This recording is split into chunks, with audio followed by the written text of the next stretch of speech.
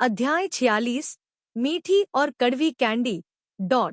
मूल शीर्षक मीठी और कांटेदार कैंडी है, जिसका अर्थ है चीनी लेपित गोली की तरह, जिसका अर्थ है कि मिठास में कड़वाहट है। क्योंकि मूल शीर्षक बहुत वियतनामी नहीं है, इसलिए मैंने इसे एक नए शीर्षक में बदल दिया। अरे क्यों? तुम क्यों भूल गए? तुम उसी क्षण क्यों भूल गए जब तुमने उसके मुंह से किसी दूसरे आदमी का नाम सुना? कार के शांत माहौल में ये शब्द गूंज रहे थे। सोंग डूली इस बात से इनकार नहीं कर सकता था कि ये शब्द उसके मुंह से निकले थे। उसे और भी ज्यादा हैरानी इस बात से हुई कि ये शब्द कैसे निकले। दरअसल वो जो कहना चाहता था वो ये था, यू शियू के जरिए मेरी बेवकूफाना हरकतों की वजह से मुझे तुम्हारे लिए बहुत दुख हो रहा है। चाहे तुम इसे कैसे भी कहो, ये तुम्हारी दिल दहला देने वाली कहानी है। शब्दों को ऐसे ही व्यक्त किया जाना चाहिए, लेकिन असल में वो अपने दिल में यही कहना चाहता था, चाहे जो भी हो, तुम पर पहले से ही मानसिक रूप से बीमार का लेबल लगा हुआ है और मैं एक सामान्य सोच वाला व्यक्ति हूँ। मानसिक रोगी के भूत को उत्तेजित करने के लिए इस तरीके का इस्तेमाल करना, ये वाकई अनैतिक है। लेकिन अपना सिर नीचे करके अपने सीने में दबे चेहरे को देखा, ऐसा लगा जैसे मरमंस्क की वो रात वापस आ गई हो। अपनी आंखें बंद करते ही एक आंसू से सना हुआ चेहरा दिखाई दिया। उन आंसुओं ने किसी कारण से उसे बेचैन कर दिया। बेहद चिंतित, फिर भी जल्दी में गर्म तवे पर चींटी की तरह पीछा करना, साथ ही एक अनाम गुस्सा, तुम यह जानबूझकर कर रहे हो, मुझे परेशान करने के लिए इन चालों का इस्तेमाल करके जानबूझकर ऐसा कर रहे हो। मुझे तुम्हें अपने नुकीले दांत और पंजे दिखाते हुए देखने की आदत है। उसके चेहरे पर फूल की तरह मुस्कान देखने की आदत है। मासूम होने का नाटक करना ठीक है, बोल्ड और बेपरवाह होना ठीक है, ठंडा और उदासीन होना भी ठीक है। लेकिन क्यों? उसकी आंख के कोने से एक छोटा सा आंसू क्यों गिरा? तुमने हार मान ली? क्योंकि जब आप इसे देखते हैं तो आपको जो कुछ भी दिखता है वह आंखों को खराब करने वाला होता है। क्या इसे पोंछकर साफ करना ही काफी नहीं है? ज्यादा से ज्यादा पोंछते समय थोड़ा कम बल का प्रयोग करें। जैसा कि किताब में लिखा है, एक पुरुष के लिए एक महिला के आंसू पोंछने का सही तरीका कोमल, सुरक्षात्मक और दुलार करना है। उंगलियां आंख के कोने से आधा सेंटीमीटर दूर रुक गईं। बचाव की भावना बनी। यह भावना पेनल्टी क्षेत्र में एक खिलाड़ी की तरह थी, जो अपनी एकाग्रता को 20% तक बढ़ाने की कोशिश कर रहा था, प्रतिद्वंद्वी द्वारा बिछाए गए ऑफसाइड जाल में नहीं फंसने में असमर्थ था। काव्यतु इन चालों में बहुत अच्छा था। उंगलियां आंख के कोने से आधा सेंटीमीटर दूर रुक गईं, इस डर से कि यह चाल, एक सेकंड पहले वह अभी भी दयनीय लग रहा था, अगले सेकंड वह अपने पिछले अभिमानी और आत्मसंतुष्ट रूप में लौट आया। मुझे पता था कि तुम मूर्ख बनोगे। तो क्या हुआ अगर तुम मुझसे एक सिर लंबी हो? यदि आप मुझसे अधिक साहसी हैं, तो क्या होगा? क्या होगा यदि आपको ऐसा लगे कि आपने पूरे दिन भूत ही देखा है? नहीं, वह अभी भी मूर्ख था। वे गुलाबी होंठ जो मुस्कुरा रहे थे, तुरंत खिलखिलाकर हंस पड़े। इस हद तक हंसे कि उसे नहीं पता था कि उनमें कितनी संतुष्टि समाहित थी। वे गुलाबी होंठ, चाहे दिन हो या रात, उसे जाने नहीं देते थे, यहाँ तक कि उसके सपनों में भी दिखाई देते थे। चाहे वह सच हो या सपना, काव्यतु हमेशा टोंग डू लिट की पीठ पर एक तीखा कांटा था। खून उसकी कनपटियों तक वापस बह गया। उसकी कनपटियां उभर आईं। अब उसे बस इतना करना था कि अपना चेहरा दूसरी ओर कर ले, चुपचाप उसके आंसुओं के हवा में सूखने का इंतजार करे। लेकिन ऐसा लग रहा था कि पलक झपकते ही यह बहुत मुश्किल काम था। क्यों? यह कठिन बात क्यों है? बस अपनी आंखें उसके चेहरे से हटा लो, खिड़की से बाहर देखो, यह कुछ ऐसा है जो हर किसी को करने की सहज प्रवृत्ति के साथ पैदा होता है। हालांकि इस समय उसे इतनी कोमलता से देखते हुए उसकी भौहों के बीच उत्तेजना का कोई निशान नहीं है। उसके होठों के कोने कसकर नहीं दबे हुए हैं। उसका मुंह अब मजाक भरे शब्द नहीं बोल रहा है। कोई व्यंग्य नहीं, कोई धमकी नहीं, कोई झूठ नहीं। यह बहुत मुश्किल है। यह तब और भी मुश्किल हो जाता है जब वह पाता है कि उसकी आंखें अनिच्छुक हैं, दूर जाने का नहीं चाहती हैं। दूर जाने की तो बात ही छोड़िए। बेशक यह उसका पूरा रूप नहीं है। यह चेहरा कभी कभी नरम और प्यारा होता है। उसके मुंह के कोने कभी कभी एक निश्चित गहराई तक मुड़े हुए होते हैं। कभी कभी ऐसे समय होते हैं जो लोगों को पसंद आते हैं, लेकिन वे पहलू दूसरे पुरुषों के हैं। मैं कहता हूँ, क्वाव्यत तू गुलान शेंग में ऐसी क्या अच्छी बात है। जब मैंने चाकू उठाया तो तुमने उसका चेहरा डर से पीला पड़ते नहीं देखा। मुझे नहीं पता कि यह कब से हो गया था। वह चेहरा उसकी छाती से सटा हुआ था। उसकी आंखों के कोनों में आंसू हवा से सूख गए थे, लेकिन उसकी उपस्थिति ने उसे गुस्सा करने में असमर्थ बना दिया था। न केवल वह गुस्सा नहीं था, बल्कि वह मोहित भी था। मोहित उसने हाथ बढ़ाया और धीरे से उसके बालों को सहलाया। उसके बालों की लंबाई और स्टाइल बिल्कुल उस लड़की की तरह थी जिसे उसने पेंटिंग में खींचा था जब वह लॉस एंजल्स में हाई स्कूल में था। स्कूल में पहली कक्षा फिजियोलॉजी की थी। फिजियोलॉजी के शिक्षक ने प्रत्येक व्यक्ति को कागज की एक खाली शीट दी। लड़कों ने लड़कियों को खींचा, लड़कियों ने लड़कों को खींचा। कक्षा में 56 छात्र थे। सोंग डू लिट ने सबसे तेजी से ड्राइंग खत्म की। शिक्षक ने कहा कि यदि आपको कोई पसंद है तो आप उसका चित्र कागज पर बना सकते हैं। उसके पास कोई ऐसा नहीं था जिसकी वह गुप्त रूप से प्रशंसा करता हो। उसने बस पेंसिल से कुछ स्ट्रोक से एक लड़की का चित्र बनाया जिसके लंबे बाल थे और वह स्कर्ट पहने हुए थी, जो महिला छात्रों के बीच एक आम दृश्य था।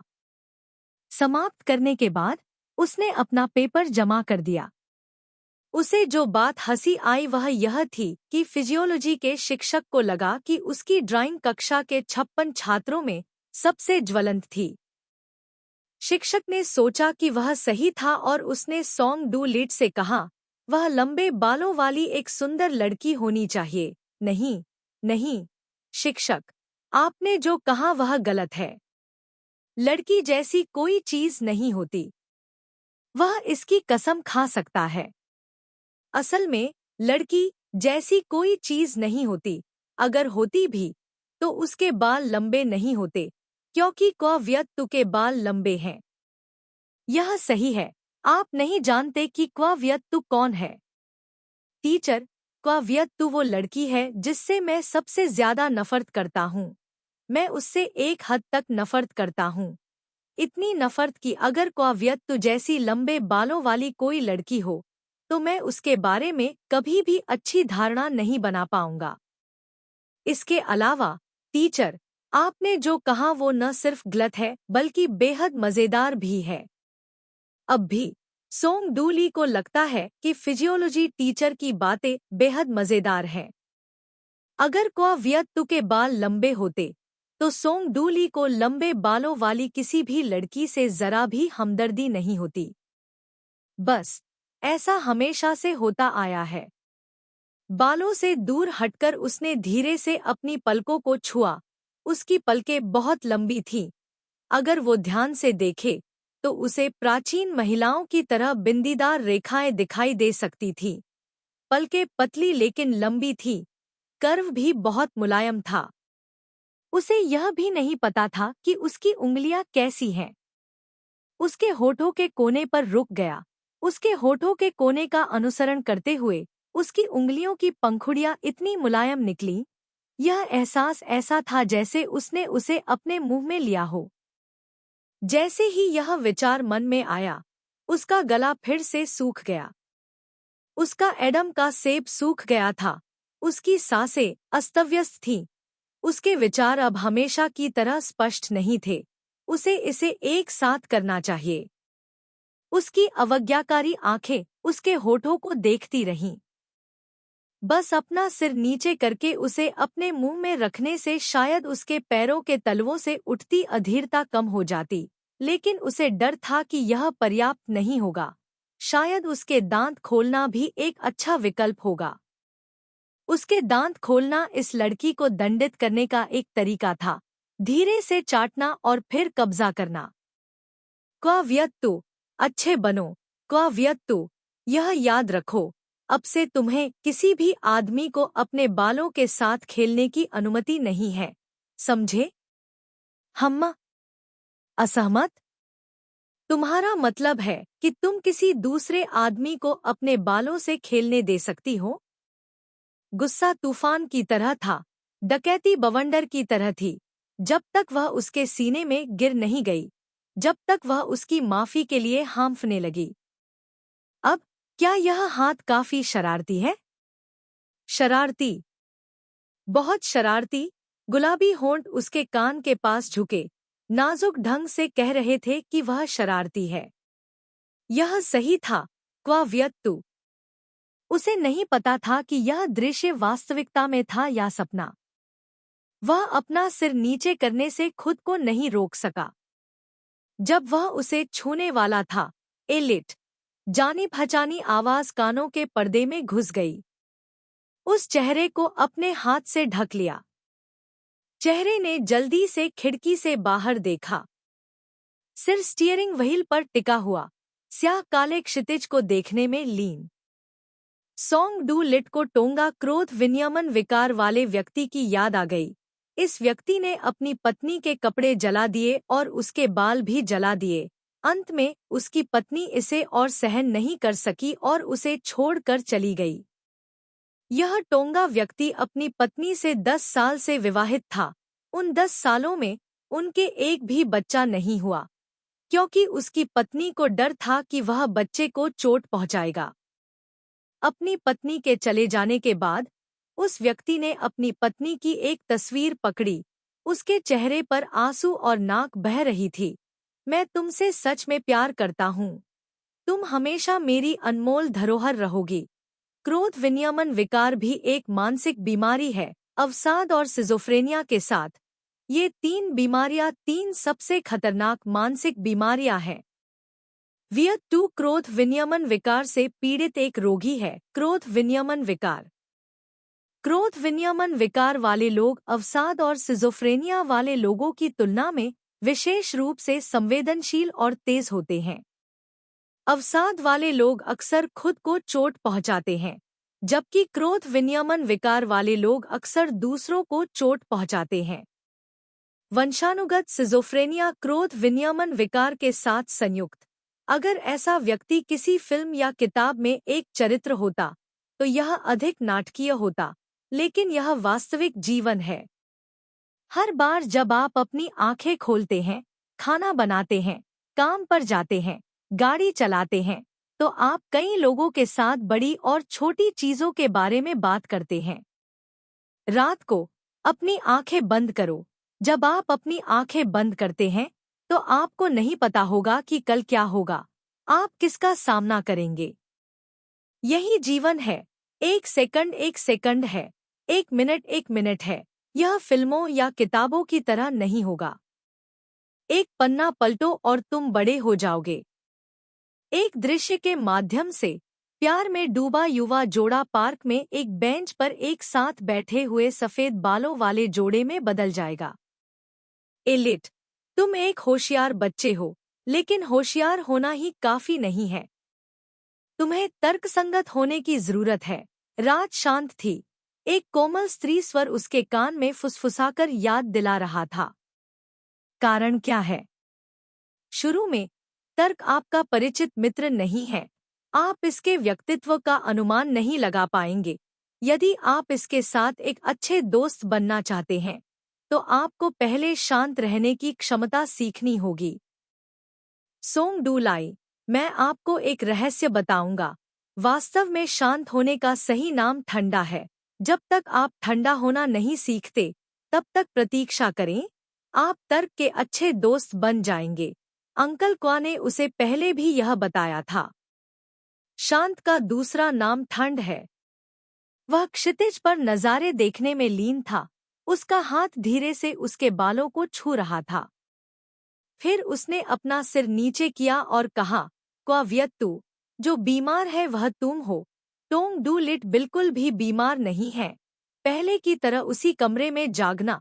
समय में बहुत ज्यादा फर्क नहीं था, लेकिन फर्क यह था कि उसकी आंखों के सामने सिर्फ छत थी, मैरियन का चेहरा नहीं। इस समय मैरियन शायद अपने भतीजे की शादी में शामिल होने के लिए जिम्बाब्वे में अपने गृहनगर में थी। क्वाव्यत्तु जानती थी कि उसे कल रात फिर से बीमारी हो गई थी। दरअसल बीमार होने के कुछ अच्छे पहलू भी थे। उदाहरण के लिए, वह अच्छी नींद ले सकती थी। कल्पना कर सकती थी कि यह कैसा एहसास होगा, जैसे गहरी नींद में सोना। बुरे सपने उसे परेशान नहीं करेंगे, तरोताज़ा होकर जागना। कुछ लोगों ने कहा कि इस तरह गहरी नींद में सोना बेहोश होने जैसा था। बस एक ही बुरी बात थी कि जब आप एक दिन जागते थे तो आप चेतना के दूसरे स्तर पर चले जाते थे। एक ऐसा स्तर, यह भावना आपको यह भूलवा देगी कि आप कौन हैं। आप कौन हैं? मैं क्वाव्यत्तु हूँ। शीशे को देखते हुए उसने खुद से जवाब पूछा। अच्छा हुआ वह किसी दूसरी मानसिक स्थिति में नहीं फंसी थी। खिंचाव करते हुए उसने फिर से अपने पेट को छुआ। अगर वह गलत नहीं थी तो उसे भूख ने जगा दिया था। उसकी कलाई पर अभी भी बालों की टाई थी और उसके शरीर पर कपड़े अभी भी कल के ही थे, सिवाय उसके जूतों के। सोंग डूली ने अपने मोजे भी नहीं उतारे थे। मैरियन की बेडसाइड टेबल पर ढेर सारी चीजें रखी थी। क्या वह हैंडओवर प्रक्रिया कर रही थी? पहली नजर में वहां बड़ी से लेकर छोटी तक सभी तरह की चीजें थी। उसके सामने उसकी दिनचर्या, खाने का समय और रोजाना डिलीवरी कॉल के अलावा कुछ भी नहीं था। सुपरमार्केट में उसे जो कुछ भी खरीदना था वह सब वहां था।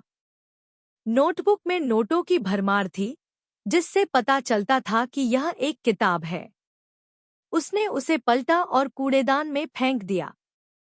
क्या सोंग डू लिट को अपना कमरा साफ करना चाहिए? इसके बारे में सोचना भी मत। सोंग डूली की हाल की हरकतों के साथ उसे यह बताने की जरूरत थी कि क्वाव्यत्तु नाखुश है। लेकिन चलो तब तक इंतजार करते हैं जब तक वह इससे संतुष्ट नहीं हो जाती। वह घर में अकेली थी। यह दक्षिण अफ्रीका का एक घर था जिसमें anti ballistic missile radar system लगा हुआ था, इसलिए उसे सुरक्षा के बारे में चिंता करने की जरूरत नहीं थी। सुबह के 11 बजे थे। सोंग डूली बहुत व्यस्त होंगे। अभी वह व्यापार के बारे में बात करने में व्यस्त होंगे। समाप्त होने के बाद उन्हें पिछली बार के उस कुख्यात व्यक्ति के साथ दोपहर का भोजन करना था। कुछ लोगों ने कहा कि एसएन एनर्जी के सीईओ ने अपनी कीमत बढ़ाने की कोशिश भी नहीं की। उनके लिए सार्वजनिक रेस्तरां में अक्सर दिखाई देना सामान्य बात थी। उस समय सोंग डूली और वह कुख्यात व्यक्ति इस भोजन का लाभ उठाकर इश्कबाजी कर सकते थे। अपनी आस्तीन ऊपर चढ़ाते हुए क्वाव्यत्तु ने कल्पना की कि नाश्ता बनाना कोई मुश्किल काम नहीं होगा। लेकिन वास्तव में यह एक मुश्किल काम था। नूडल्स अभी तक उठाए भी नहीं गए थे कि वे जमीन पर गिर गए। ग्रिल्ड सॉसेज जल गए थे। ब्रोकली पहली नजर में ठीक लग रही थी, लेकिन जब यह उसके गले तक पहुंची तो उसमें एक अजीब सी गंध थी। केवल तले हुए अंडे ही ठीक थे। इसके अलावा इसने रसोई को बर्बाद कर दिया। सौभाग्य से मैरियन यहाँ नहीं थी। क्वाव्यत्तु ने खुद से कहा कि वह भाग्यशाली थी। तले हुए अंडे एक प्लेट में रखकर वह फलों का सलाद लेने चली गई। उसने छत की ओर देखा। छत पर धूप थी और बैठने की जगह थी।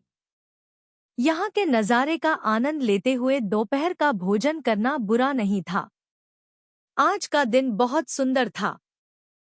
सोंग डूली का कमरा कसकर बंद था और सोंग डूली के बगल वाले कमरे का दरवाजा भी कसकर बंद था। कमरे का दरवाजा हल्का नीला था।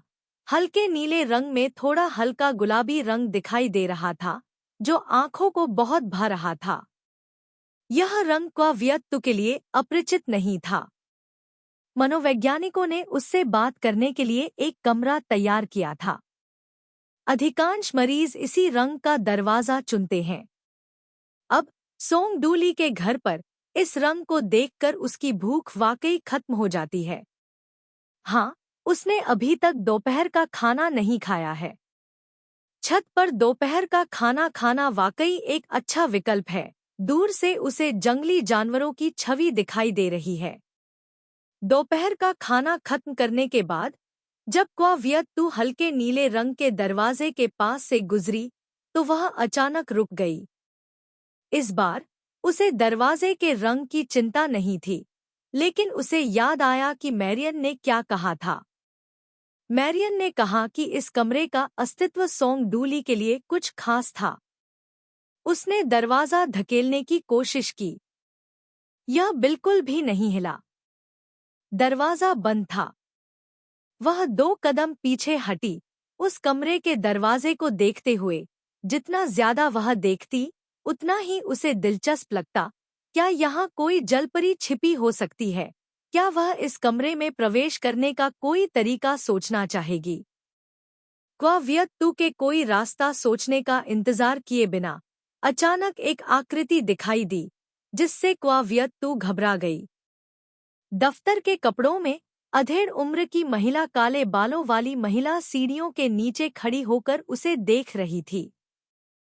एक पल के लिए उनके चेहरे मिले। क्या तुम मुझे बता सकती हो कि मिस्टर टोंग का कमरा कहाँ है? मध्यम आयु वर्ग की महिला ने पूछा। वियत्तु के माध्यम से टोंग डू लिट के कमरे की ओर इशारा किया और पूछा, आप कौन हैं? आप यहाँ क्या कर रहे हैं? मैं जोआन हूँ, अधेड़ उम्र की महिला ने अपना परिचय दिया। अधेड़ उम्र की महिला सोंग डू ली की एकमात्र सचिव थी और इस बार यहाँ आने का उसका उद्देश्य अपने वरिष्ठ के लिए एक शर्ट लेना था। सोंग डू ली ने उस शाम एक पार्टी में भाग लिया, क्योंकि सोंग डू ली के अपार्टमेंट बिल्डिंग से निकलने के रास्ते में एक ट्रक में तेल रिसाव हो गया था और सड़क चारों तरफ से अवरुद्ध थी। इसलिए सोंग डू ली को अपना औपचारिक पहनावा कहीं और ही मिल सका। ऐसा कहा जा रहा है कि सोंग डू ली के पास जोहान्सबर्ग में रहने के लिए एक और जगह थी। यह सही है। एसएन एनर्जी के सीईओ के पास रहने के लिए केवल एक ही जगह कैसे हो सकती है? निश्चित रूप से एक से अधिक जगहें थी। रहने के लिए कई जगह होने का सबसे बड़ा लाभ यह था कि अलग-अलग लड़कियों को डेट करना सुविधाजनक था। आज मैं उस लड़की से मिला जिससे मैं 1 महीने पहले पहाड़ की चोटी पर घर पर मिला था। कल मैं एक लड़की को ले गया जिससे मैं आधे महीने पहले कंपनी के पास एक घर में मोमबत्ती की रोशनी में डिनर पर गया था और सप्ताहांत में मैंने इलाके के एक अपार्टमेंट में एक पार्टी रखी। उपनगरों ने कैटवॉक पर प्रदर्शन करने के लिए कुछ नए चेहरों को आमंत्रित किया। ये नए लक्ष्य सभी गुप्त रूप से आते जाते थे। क्वावियत्तु उच्च वर्ग के कई लोगों को जानता था जिनके पास रहने के लिए एक से अधिक जगहें थीं। शायद टोंग डू लिट को भी यह पसंद था। टोंग डू लिट के कमरे का दरवाजा बंद नहीं था, जिससे क्वावियत्तु थोड़ा हैरान हुआ। अध्याय 47 कड़वी मीठी कैंडी 2। सोंग डू लिट के कमरे का दरवाजा बंद नहीं था, जिससे क्वावियत्तु हैरान हो गया। क्वावियत्तु और सोंग डू लिट के सचिव ने कमरे में प्रवेश किया। दूसरे व्यक्ति की शैली बहुत तेज थी। 5 मिनट से भी कम समय में उसने शर्ट ढूंढ ली। सूट और शर्ट एक ही रंग के नहीं हैं। क्वावियत्तु को बात करने के लिए एक विषय मिल गया। श्री सोंग की शर्ट के लिए बहुत अधिक आवश्यकताएं हैं। जोहान्सबर्ग में अरमानी उत्पादन कर्मचारी कल और आज हड़ताल पर चले गए। हम केवल वही शर्ट पहन सकते हैं जो हमने पहले पहनी थी। अधेड़ उम्र की महिला ने शर्ट को कपड़ों के बैग में रख दिया। खबर बहुत सटीक थी। ऐसा लग रहा था कि यह महिला वास्तव में सोंग डू लिट की सचिव थी। यह सही है। मुझे आश्चर्य है कि क्या मुझे पार्टी में शामिल होने के लिए एक प्रेमिका की आवश्यकता है। इस मुद्दे का उल्लेख करने पर दूसरे व्यक्ति ने रुककर उसकी ओर देखा और उससे पूछा कि वह कब से हाउसकीपर है। हाउसकीपर, मुझे नहीं पता कि इसे वियतनामी में कैसे अनुवाद किया जाए ताकि यह अच्छा लगे, इसलिए मैं इसे ऐसे ही छोड़ दूंगा। वास्तव में क्वा वियत्तु ने खुद को पूरे लंबाई के आईने में देखा। मैं बहुत मिलती जुलती दिखती हूँ। घर की सफाई करने वाला कोई कर्मचारी? उसने अपने बालों को सहलाते हुए पूछा। ऐसा नहीं है। महिला ने अलमारी बंद कर दी। लेकिन जब आप पहली बार आए थे तो मिस्टर सोंग ने कहा था कि नए आने वाले हाउसकीपर का व्यक्तित्व थोड़ा खास है। नए आने वाले हाउसकीपर का व्यक्तित्व थोड़ा खास है। न केवल व्यक्तित्व अद्वितीय है बल्कि सेवा भी अद्वितीय है। वियत्तु को लगा कि उसे कर्मचारियों की नज़र में टोंग डू लिट की छवि को तोड़ने की जरूरत है। उसने अपना कॉलर थोड़ा नीचे खींचा। मैं एक क्लब में काम करता था। महिला ने कपड़ों का एक बैग लिया और कमरे से बाहर चली गई। इससे पहले कि वह जवाब दे पाती, वह जाना चाहती थी। बेशक वह नहीं जा सकती थी। दरवाजा बंद करके, क्या आपके बॉस को आज रात पार्टी में अपनी गर्लफ्रेंड को लाने की जरूरत है? इस बार यह निश्चित रूप से अब एक पारिवारिक चौकीदार की तरह नहीं लग रहा है ना? तुम सोंग के वापस आने और खुद से इस मामले के बारे में पूछने का इंतजार कर सकते हो। महिला बहुत पेशेवर दिख रही थी। महिला चली गई। जाने से पहले उसने गो यूएक्सयू को सोंग डू लिट का निजी फोन नंबर भी दिया। ऐसा इसलिए भी था क्योंकि उसने देने से पहले बॉस की राय मांगी थी। बस इतना ही। गो यूएक्सयू को भी नहीं पता था कि उसे सोंग डू लिट का निजी फोन नंबर क्यों चाहिए था। सिद्धांत रूप में सबसे महत्वपूर्ण समस्या यह होनी चाहिए, यहाँ से कैसे भागना है। तुम्हारा पासपोर्ट और पहचान प्रमाण पत्र सब सोंग डू लिट के हाथों में है। तुम और कहाँ भागना चाहती हो? एक आवाज ने उससे कहा। यह सही है, यह सही है। तुम्हारा पासपोर्ट और पहचान प्रमाण पत्र सब सोंग डू लिट के हाथों में है। तुम और कहाँ भाग सकती हो? यह विचार बस बना और उसे काफी सहज महसूस हुआ। गो यूएक्सयू कमरे से कमरे में गई, बाहर घूमने के लिए यार्ड में गई, फिर अपने कमरे में वापस आ गई। उसे नहीं पता था कि क्यों, लेकिन आज रात सोंग डू लिट अपने दोस्तों के साथ पार्टी में शामिल हुआ। इस समय लड़की विशेष रूप से महत्वपूर्ण हो गई, इतनी महत्वपूर्ण कि अगर उसे जवाब नहीं मिल पाता तो वह बहुत परेशान हो जाती। एसएन एनर्जी की आधिकारिक वेबसाइट से वियत्तु के माध्यम से उसे आज रात सोंग डू लिट की पार्टी से संबंधित कोई जानकारी नहीं मिल पाई। लेकिन उसने वेबसाइट पर सोंग डू लिट द्वारा भाग ली गई पार्टियों के बारे में कुछ साइड जानकारी देखी। कुछ गंभीर पार्टियां थी, कुछ हल्की फुल्की पार्टियां थी, कुछ भव्य और शानदार पार्टियां थी। कोई फर्क नहीं पड़ता कि उसने इसे कैसे देखा। यह कुछ युवा लोगों की तरह लग रहा था जिन्होंने अपने पिता का अनुभव करने के लिए विश्वविद्यालय के क्रिसमस अवकाश का लाभ उठाया। शायद ऐसा इसलिए था क्योंकि वह बहुत छोटा था।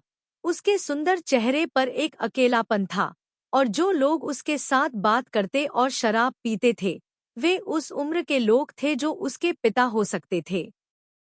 उन लोगों ने सूट और चमड़े के जूते पहने थे, उसने भी सूट और चमड़े के जूते पहने थे। उन लोगों के पास सुंदर महिलाएं थीं, लेकिन वह खाली था। थोड़ी देर देखने के बाद उसकी उंगलियों ने धीरे से स्क्रीन पर चेहरे को छुआ। यह उसकी प्यारी रसभरी थी। उसकी प्यारी रसभरी बहुत सुंदर थी। लोगों, कोई भी उससे सुंदर नहीं है। सिर्फ यह चेहरा ही बहुत सी महिलाओं को दीवाना बना सकता है। देखो, बहुत सी महिलाएं दूसरे पुरुषों के साथ चल रही हैं। सभी उसे झांक रही हैं, झांक नहीं रही हैं, वह भी बेखौफ देख रही हैं। तुम लोग फिर भी नजरें नहीं हटाते। उन महिलाओं के चेहरे अपने हाथों से ढक दो, सिर्फ सोंग डू लिट का चेहरा छोड़ दो। वह चेहरा और शानदार और आलीशान दृश्य असंगत लगते हैं। आवाज फिर से कानों में गूंजी, मैं इस दफ्तर से बहुत ऊब गया हूँ। ग्रीनलैंड का बच्चा मूल रूप से मासूम था, सिर्फ हॉकी खिलाड़ी बनना चाहता था। कंप्यूटर बंद करो। वियत 2 के जरिए रसोई में जाओ, फ्रिश पानी से भरा है। यह कुछ घंटे पहले उसकी मास्टरपीस है। अगर वह घर की मालकिन होती, सारा दिन बाहर व्यस्त रहती, घर आकर रसोई को इस तरह से देखती, तो उसकी भूख जरूर मर जाती। अगर कहीं जाने की जगह नहीं है, समय भी उबाऊ है, तो कुछ करने के लिए ढूंढो। हेयर टाई का इस्तेमाल करो, उठो, अपना एप्रन पहनो और रसोई साफ करो। यह कोई मुश्किल काम नहीं है। खाना बनाने की तुलना में रसोई की सफाई करना बहुत आसान है। कुछ घंटे बीत गए। क्वावियत्तु ने अपनी ठोड़ी को ऊपर उठाया और रसोई को अंदर से बाहर तक देखा। सब ठीक लग रहा था। जितना वह देखता, उतना ही वह पूरा महसूस करता। आसमान की ओर एक सरसरी निगाह डाली। अभी भी सुबह थी। क्वावियत्तु ने कूड़ेदान से किताब उठाई, रसोई, डाइनिंग रूम को चेक करने के लिए निर्देशों का पालन किया, सभी गायब दैनिक जरूरतों को लिखा, फिर उन्हें सामान देने के लिए बुलाया। सुपरमार्केट डिलीवरी स्टाफ ने चावल, अंडे, आटा दिया। फलों की दुकान से लड़का आज सुबह नए फल लाया। उसने उन्हें सही जगह पर रखा जैसा कि मैरियन ने निर्देश दिया था। सब्जियों को सब्जी की शेल्फ पर रखा गया था। सेब, संतरे, नींबू। रेफ्रिजरेटर में अंडे बड़े करीने से व्यवस्थित थे। डाइनिंग रूम और रसोई के बीच आगे पीछे जाते हुए ऐसा लगा जैसे कुछ छूट गया है। रसोई का पिछला दरवाजा बगीचे से सटा हुआ था। खिड़की से बाहर देखने पर गुलाब, एस्टर और कई अन्य प्रजातियां जिनका नाम नहीं लिया जा सकता था, अपने रंग दिखाने की होड़ में थी। क्वावियत्तु ने कैंची ली और बगीचे में प्रवेश किया। बस एक पल में खाने की मेज पर ताजे फूलों से भरा एक फूलदान रखा था। वियत्तु ने सोचा, अगर वह मेजबान होती और दरवाजा खोलकर ये सब देखती, तो उसका मूड जरूर बहुत खुश होता। अचानक उसके दिल में थोड़ी सी प्रत्याशा हुई। प्रत्याशा, मकान मालिक जल्दी से वापस आएगा, ये सब देखने के लिए वापस आएगा। हालांकि समय थोड़ा धीरे धीरे बीत रहा था। उसका दिल जोर से धड़क रहा था। उसके कदम हल्के थे। वह एक एक कदम सीढ़ियां चढ़ती हुई और अंधेरे दरवाजे के सामने रुक गई। कसकर बंद दरवाजे को देखकर वह दंग रह गई। सोच रही थी, ये तो सोंग डू लाई का कमरा है, वो यहाँ क्यों भागी? पिछली बार वो उसके दरवाजे के बाहर खड़ी थी क्योंकि वो नशे में थी। उस दिन देर हो चुकी थी। उसे नहीं पता था कि वो कितनी देर तक दरवाजे के बाहर खड़ी रही। दरवाजा अचानक खुला। दरवाजे के पीछे से एक हाथ बाहर आया, उसे अंदर खींच लिया। उसने विरोध नहीं किया, क्योंकि वो उसकी सांसों से बहुत परिचित थी। दरवाजा बंद होने की आवाज सुनकर उसने उससे पूछा कि उसने दरवाजा क्यों बंद किया। उसने कुछ नहीं कहा। उसने कहा, सोंग डू लाई, तुम बात क्यों नहीं कर रहे हो? वो फिर भी नहीं बोला। फिर उसने उससे कहा, सोंग डू लाई, मैं आज रात यहीं सोऊंगी। इतना कहने के बाद उसे देर होने की वजह याद आ गई। फिर वह उसके कमरे में चली गई। चूंकि उसके कमरे में बहुत सारे मच्छर थे और उसकी त्वचा संवेदनशील थी, इसलिए उसे कुछ ही समय में कई बार मच्छरों ने काट लिया था। उसने हरी घास की गंध वाला एक औषधीय तरल लिया और उसे उसके मच्छर के काटने वाले स्थान पर लगाया। औषधीय तरल उसकी त्वचा पर ठंडा और आरामदायक महसूस हुआ, लेकिन स्पष्ट रूप से उसकी छाती को मच्छरों ने नहीं, बल्कि केवल उसकी बाहों को काटा था। कई बार वह उसे याद दिलाने के लिए अपना मुंह खोलना चाहती थी, लेकिन किसी कारण से वह बस मुंह फुला लेती थी। शायद इसलिए क्योंकि उसने शराब पी रखी थी। उसे ठीक से याद नहीं आ रहा था, लेकिन उसके सीने में कोई ठंडक नहीं थी। इसके अलावा जिस जगह पर उसने रगड़ा था वह दोनों गर्म और सूजी हुई थी। इस तरह का एहसास एक बड़े मच्छर के काटने के बाद जैसा था। खुजली, चुभन, असहजता और उस पर हाथ रखने से असहजता महसूस हो रही थी। लेकिन ऐसा लग रहा था कि यह असहजता को कम कर रहा है। उसका शरीर बिस्तर की ओर झुक गया। जब वह अचंभित थी, उसने सिगरेट की तीखी गंध सूंघी। फिर देखा कि सोंग डूली बिस्तर के दूसरी तरफ बैठकर धूम्रपान कर रहा है। गुस्सा उमड़ आया, उसे छीन लिया। फिर उसने उसके घर के पर्दे नीचे खींच दिए। आज की रात मरमंस्क की बर्फीली रात की तरह थी। उसने फिर से उसके कपड़े खराब कर दिए। अगले दिन जब वह यहाँ नहीं था, उसने एक कोट चुराया और भाग गई। भागते समय उसने खुद से कहा, कौव्यत्तु, यह सब शराब की गलती थी। चूंकि यह शराब की गलती थी, इसलिए वह इस याद को मिटा सकती थी। अगर वह इस जगह पर वापस नहीं लौटी, तो थोड़ी देर बाद वह शायद सब कुछ भूल जाएगी। उस दरवाजे को देखते हुए कौव्यत्तु ने सोचा। दरवाजे के बंद होने की आवाज उस रात की तरह थी। कौव्यत्तु ने अपने दिल में बड़बड़ाया, वह टोंग डू लिट के कमरे में इस तरह क्यों घुसी? जब वह रसोई साफ कर रही थी, तो उसे बहुत खुशी महसूस हुई। उस खुशी को खुशी माना जा सकता है। शायद वह सोंगडुली के कमरे की सफाई करने आई थी। शायद सोंगडुली के कमरे की सफाई करने से उसे खुशी मिलती होगी। जब वह छोटी थी, तो कौव्यत्तु ने किताबें पढ़ी, फिर लोगों को इसके बारे में बात करते सुना।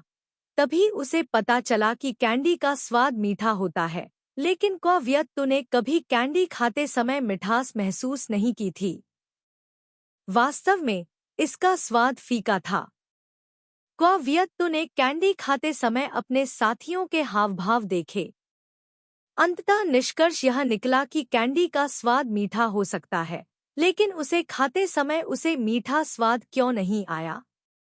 यह कुछ ऐसा है जिसके बारे में अब तक कौव्यत्तु सोच रहा था, लेकिन अभी भी समझ नहीं पाया है।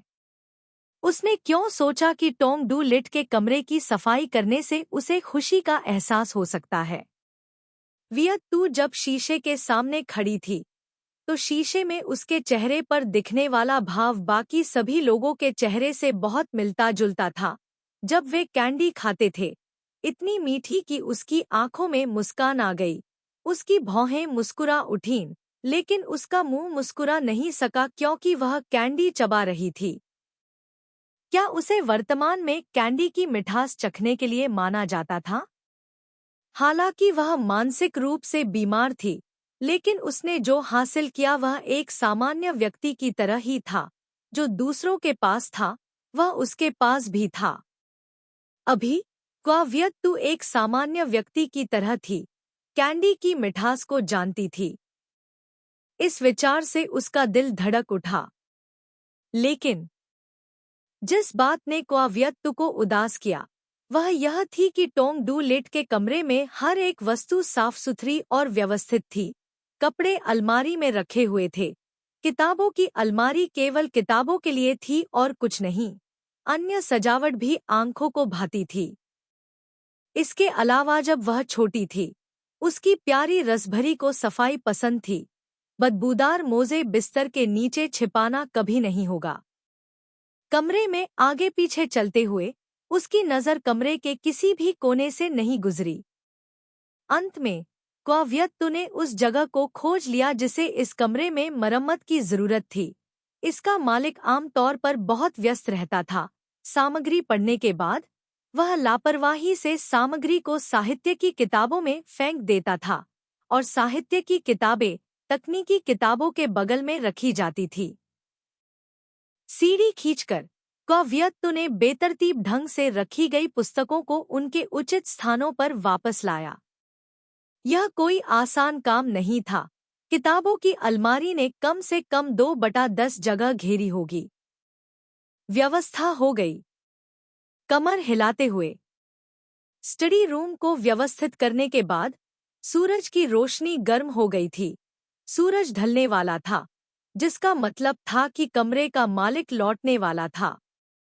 हालांकि इस कमरे के मालिक को आज रात एक पार्टी में जाना था। वह इतनी जल्दी वापस नहीं आ सकता था। इस विचार ने उसे नाराज कर दिया। उसकी आंखें छत को घूर रही थी। वह गद्दे पर लेट गई।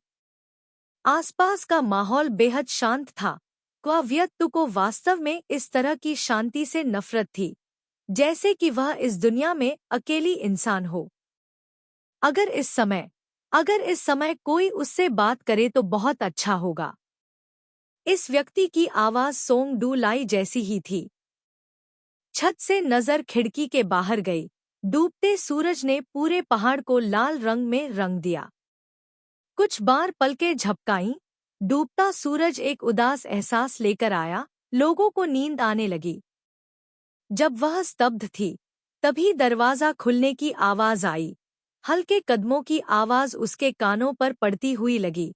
सांस इतनी नजदीक थी कि उसके रोम-रोम में बह रही थी। माथे पर आगे पीछे हो रही थी। खुजली। उसकी आवाज नरम थी। उसके हाथ पैर शक्तिहीन थे। वह सांस उसके प्रतिरोध के कारण पीछे नहीं हटी। पिछली बार की तरह ही उन्होंने एक शब्द भी नहीं कहा। हरकतें भी वही थी। थोड़ी लापरवाही, थोड़ा गुस्सा लेकर उसके कंधे सिकोड़ते हुए वह सांस उसकी गर्दन तक फैल गई। उसके दिल ने कैंडी की मिठास महसूस की। मिठास का पीछा करते हुए उसने अपनी गर्दन उठाई। उसने उसके बाल खींचे। धीरे से बोला। उसने कुछ नहीं कहा। कुछ याद आया। कहा, तुम्हारे साथ आज मैंने रसोई भी साफ की। मैंने बगीचे में फूल भी तोड़े। मैंने तुम्हारा कमरा भी साफ किया। क्यों? तुमने अब तक कुछ क्यों नहीं कहा? अभी तक नहीं देखा? अभी तक नहीं देखा? उसने उससे पूछा। उसने फिर भी कुछ नहीं कहा। रसोई भले ही दिखाई न दे, लेकिन यह कमरा दिखाई देना चाहिए। वे उसके कमरे में थे। यह सही है। उसके कमरे की सफाई वास्तव में बुकशेल्फ की सफाई थी। मैंने अभी कुछ किताबें साफ की हैं और मेरे हाथ पहले से ही सुन्न हो गए हैं। उसने फिर कहा। उसने फिर भी कुछ नहीं कहा। मेरे हाथ बहुत दुख रहे हैं। वे किताबें बहुत भारी हैं। उसने मन ही मन सोचा, तुम जल्दी से मेरी तारीफ क्यों नहीं करते? क्या तुम्हें पता है कि क्वाव्यक्तु द्वारा कमरे की सफाई करना कितना दुर्लभ है? हमेशा की तरह अभी भी चुप। यह वास्तव में बर्दाश्त से बाहर था। यह सिर्फ कुछ तारीफें थी। उसके हाथ मुट्ठियों में जकड़े हुए, जोर से चिल्लाते हुए, किसने तुम्हें मुझे चूमने की अनुमति दी? किसने तुम्हें मुझे चूमने की अनुमति दी? ये शब्द छत पर गूंज रहे थे। अपनी आंखें चौड़ी करके देखा। चारों ओर अंधेरा था। अपनी आंखों को अंधेरे की आदत पड़ने का इंतजार करते हुए उसने अपना सिर चकराते हुए दूसरी ओर घुमाया। पूरा कमरा सिर्फ उसका था। लाइट चालू की। पूरे कमरे में वास्तव में सिर्फ एक ही व्यक्ति था।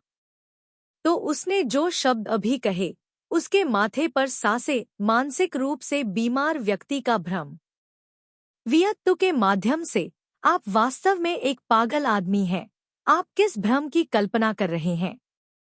हाल ही में उसे एक सामान्य व्यक्ति की तरह महसूस करने में कठिनाई हो रही थी, लेकिन जैसे ही उसने सोंग डूली को देखा, उसका असली रूप सामने आया। न केवल उसका असली रूप सामने आया, बल्कि यह और भी गंभीर लग रहा था। नहीं, उसे यह जगह छोड़ देनी चाहिए। उसके दिल में क्वाव्यक्तु बहुत स्पष्ट था। उसके गुस्से का स्रोत उस हास्यास्पद पागल विचार से उपजा था। उसके दिल में वह वास्तव में उसे उसकी प्रशंसा करते हुए सुनना चाहती थी। अगर वह उसकी प्रशंसा करता, तो शायद वह रात का खाना बनाने की कोशिश करती, फिर कुछ मेकअप करती, जैसे कल अनार लाल शर्ट। यह एक पागल आदमी की सोच थी। सोंग डू ली का निजी फोन नंबर मिला। लगातार 3 बार कॉल किया, लेकिन फोन अभी भी किसी के जवाब न देने की स्थिति में था। हम्फ, बहुत अच्छा। अब जब उसके हाथों में शक्ति थी, तो वह उसे अपनी आंखों में नहीं रखेगा। इस समय क्वावियत्तु को मूल योजना याद आ गई। सोंग डू ली के घर को नष्ट कर दो।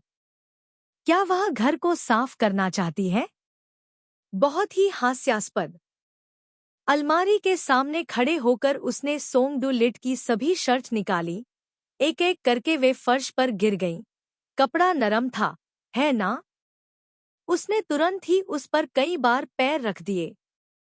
अलमारी बंद करके उसने हाथ से झाड़ा और सजावटी सामान धड़ाम से जमीन पर गिर पड़े। उसे हॉकी के उपकरण कैसे याद आ सकते थे, जो उसकी प्यारी रास्पबेरी को इस समय बहुत पसंद थे। कुछ छड़ें उठाईं जो उसे पसंद थी। उन्हें देखने की भी जहमत नहीं उठाई। शौचालय का ढक्कन खोला और बाथरूम से बाहर निकलते समय सुविधाजनक रूप से टूथब्रश, टूथपेस्ट और रेजर को कूड़ेदान में फेंक दिया। दुर्भाग्य से क्वावियत्तु को बाथरूम में कोई रेनकोट नहीं मिला। अगर कोई होता तो वह उन्हें बुलबुले में उड़ा देती और फिर घर के मालिक के प्रति सम्मान दिखाने के लिए उन्हें एक पंक्ति में लटका देती। खुश स्माइली। बस कोई रेनकोट क्यों नहीं था?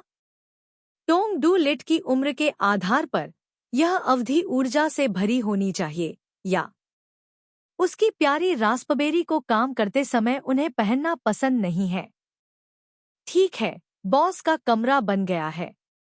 धीरे धीरे सीढ़ियों से नीचे उतरते हुए उसके हाथ में चाकू दीवार पर फिसल गया। वह डाइनिंग रूम में चली गई। इस समय डाइनिंग टेबल पर फूलदान को देखकर क्वावियत्तु को लगा कि काश वह एक गड्ढा खोद पाती। ठीक है, यह जल्द ही नष्ट हो जाएगा। उन चीजों ने उसे एक बेवकूफी भरा विचार दिया, वह सब कुछ नष्ट कर देगी। हॉकी स्टिक को पकड़कर फूलदान को तोड़ना, यह बहुत बेवकूफी है। बेवकूफी इतनी कि चेहरा खोना।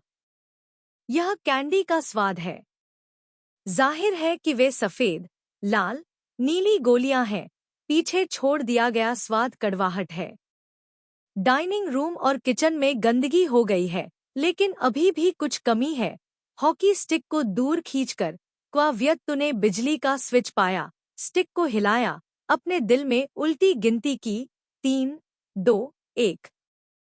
हॉकी स्टिक ने बिजली के स्विच को जोर से मारा। स्वोश, एक ध्वनि, हर जगह चिंगारियां उड़ी। आसपास का माहौल अंधेरे में डूब गया। आखिरकार उसका दिल शांत हो गया। अब कोई परेशानी नहीं, अब कोई परेशानी नहीं। क्रोधित उसने धीरे धीरे उस शांत पल का आनंद लेने के लिए एक जगह ढूंढी। प्रकाश का अनुसरण करते हुए क्वावियत्तु ने एक मानवाकार का पेड़ पाया। पेड़ के सहारे झुकी हुई ऊपर की ओर देख रही थी। पत्तियों के बीच की दरारों से तारे चमक रहे थे। अध्याय 48, कड़वी मीठी कैंडी 3। क्वावियत्तु पेड़ के सहारे झुकी, अपना सिर उठाया और पत्तियों के बीच की दरारों से तारों वाले आसमान को देखा। यह पहली बार था जब उसने इतना घना तारों वाला आसमान देखा था। एक तारे के पीछे सितारों का झुंड, इतने सारे कि वे एक पेंटिंग में बुने हुए थे, जैसे समुद्र पर बिखरी चांदनी। अचानक पेड़ पर रोशनी की एक किरण चमकी, जिससे क्वावियत्तु घबरा गई।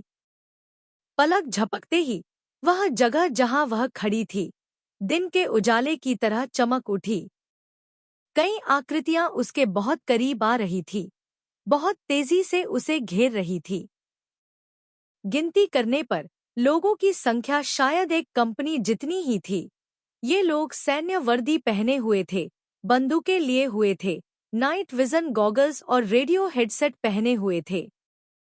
अंत में क्वावियत्तु ने वास्तव में इस एंटी बैलिस्टिक रडार क्षेत्र में एक व्यक्ति की महिमा और सुरक्षा की भावना को महसूस किया। बस इतना ही था, लेकिन जब 4 बंदूकें उस पर तान दी गई तो क्या स्थिति थी। उसने स्विच को फ्लिप किया और रडार सिस्टम को सक्रिय कर दिया। विदेश मंत्री आने वाले थे। वह लापरवाही करने की हिम्मत नहीं कर सकती थी और तुरंत अपने कुलीन सैनिकों को भेज दिया। 5 मिनट बाद क्वाव्यक्तु को कार में ठूंस दिया गया। उसके बगल में 2 पूरी तरह से सशस्त्र सैनिक थे जो उसे ऐसे देख रहे थे जैसे बाघ अपने शिकार का पीछा कर रहे हों। उन्होंने उसे हथकड़ी भी लगा दी। इससे निपटना वास्तव में आसान नहीं था। इससे निपटना आसान नहीं था, लेकिन यह बिल्कुल भी रोमांचक नहीं था। इस घर का मालिक मेरा प्रेमी है, उसने उन लोगों से कहा। हमारे बीच बहस हुई थी, इसलिए मैं क्रोधित हो गई और कुछ पागलपन भरा काम कर दिया। उसका मुंह एक फिल्म से सील कर दिया गया था और सोंग डू लिट का निवास दूर होता जा रहा था। क्वाव्यक्तु ने फिर से परेशानी खड़ी कर दी। नष्ट हो चुके लाइट स्विच के बारे में सोचते हुए रसोई घर और भोजन कक्ष पर पुनर्विचार करें। शौचालय में उल्टी रखी हॉकी स्टिक के बारे में सोचना और उस व्यस्त व्यक्ति के बारे में सोचना जो पूरे दिन घर आता है, न केवल बिजली के बिना घर, एक गंदे घर का सामना करने के लिए, बल्कि राष्ट्रीय रक्षा मंत्रालय में भी जाता है। यह सही है। राष्ट्रीय रक्षा मंत्रालय, कुलीन सैनिकों सभी की हरकतें और लड़ने का तरीका एक जैसा है। यह एक युवा सैनिक था जिसने उसे अपने खाली समय में बताया। अगर वह राष्ट्रीय रक्षा मंत्रालय से पुलिस स्टेशन में बदल गई होती, तो क्वाव्यक्तु को इतना दोषी महसूस नहीं होता। आधी रात के करीब क्वाव्यक्तु को राष्ट्रीय रक्षा मंत्रालय से पास के पुलिस स्टेशन में स्थानांतरित कर दिया गया। पूछताछ के दौरान राष्ट्रीय रक्षा मंत्रालय के एक व्यक्ति टोंग डू लिट ने उस पर चोरी करने के लिए घुसने का आरोप लगाया और उसे पुलिस स्टेशन ले जाया गया। उसे पुलिस स्टेशन ले जाने का प्रभारी व्यक्ति वह युवा अधिकारी था जिसने उसे पहले जानकारी दी थी। इस युवा अधिकारी ने कहा कि उसे चिंता करने की जरूरत नहीं है। इस बार यह केवल एक औपचारिकता थी। वरिष्ठों ने रिपोर्ट लिखने के लिए कहा। पुलिस स्टेशन में 2 लोग थे। ड्यूटी पर मौजूद एक महिला अधिकारी क्वाव्यक्तु को हिरासत केंद्र में लेकर आई। इस व्यक्ति ने अपने सामने कपड़े और व्यक्तिगत स्वच्छता की वस्तुएं भी लाईं। कोई जरूरत नहीं, कोई मुझे जल्दी ही लेने आ जाएगा। उस रात क्वाव्यक्तु हिरासत केंद्र में भेजी जाने वाली तीसरी व्यक्ति थी। 50 के दशक की एक महिला इस जगह से बहुत परिचित लग रही थी। जैसे ही वह दरवाजे में घुसी, उसने कहा कि उसकी किस्मत खराब नहीं है। आज रात हिरासत केंद्र में केवल 3 लोग थे।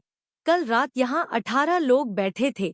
उनमें से आधे से ज्यादा लोगों को जमीन पर सोना पड़ा। हिरासत केंद्र में एक और व्यक्ति लगभग 17 या 18 साल की लड़की थी। उसके लटके हुए बाल गंदे थे, गर्दन पर कुछ टैटू थे। उसकी आंखें हिरासत केंद्र के दरवाजे पर टिकी हुई थी। इस समय महिला अपनी अनिद्रा के बारे में बात कर रही थी। उसकी अनिद्रा थोड़ी अजीब थी। अगर उसके आसपास सब कुछ शांत होता तो वह सो नहीं पाती। कल रात हिरासत केंद्र में बहुत शोर था, लेकिन वह अगले दिन सुबह होने तक सोती रही। अनिद्रा के बारे में बात करने के बाद महिला ने फिर कहा गंदी चोटी वाली लड़की से। उसने कहा कि लड़की ने 40 घंटे से कुछ खाया पिया नहीं है। यहाँ न खाने पीने का कारण यह है कि उसका प्रेमी उसे अभी तक लेने नहीं आया है। किसी की सलाह काम नहीं आई। महिला ने यह भी कहा कि लड़की की कलाई पर जो टैटू है वह लड़की के प्रेमी के नाम का है। यह लड़की अलग अलग कारणों से हर बार इस हिरासत केंद्र में कैद रहती थी। जैसे ही वह हिरासत केंद्र में दाखिल हुई, उसने कुछ खाया पिया नहीं जब तक उसका प्रेमी उसे लेने नहीं आया। क्वाव्यक्तु ने लड़की की तरफ देखा। उसका शरीर एक छड़ी की तरह था, इतना पतला कि केवल उसकी आंखें ही बची थीं। महिला ने उसके भाव देखे जिसमें कोई स्नेह नहीं था और वापस बिस्तर पर चली गई। 1 बजे, कोई हलचल नहीं। टोंग डू लिट को गाड़ी चलाने का समय दे। जहां वह रहता था वहां से पुलिस स्टेशन पहुंचने में 1 घंटा लगेगा। 2 घंटे, फिर भी कोई खबर नहीं। क्वाव्यक्तु बिस्तर पर सीधे बैठने से क्रॉस लेग्ड बैठने में बदल गया। महिला बिस्तर पर ही सो गई। ऊपर उसका शरीर मोटा था। हर बार जब वह करवट लेती तो एक चरमराहट की आवाज सुनाई देती। कुछ चरमराहट की आवाजों के बाद सुबह के 3 बज चुके थे। वह खुद को घसीटते हुए बिस्तर के पीछे ले गई। उसकी पीठ दीवार से सटी हुई थी। उसका पूरा शरीर अंधेरे में दबा हुआ था। अंधेरे में सामने वाले बिस्तर को देख रही थी। सिर से पैर तक गंदी पोनीटेल वाली लड़की ने बस एक ही मुद्रा में बैठी हुई थी। उसकी आंखें निश्चित रूप से उस दरवाजे से नहीं हट रही थी। क्या आपको भी अनिद्रा की समस्या है? महिला ने अपना सिर बाहर निकाला।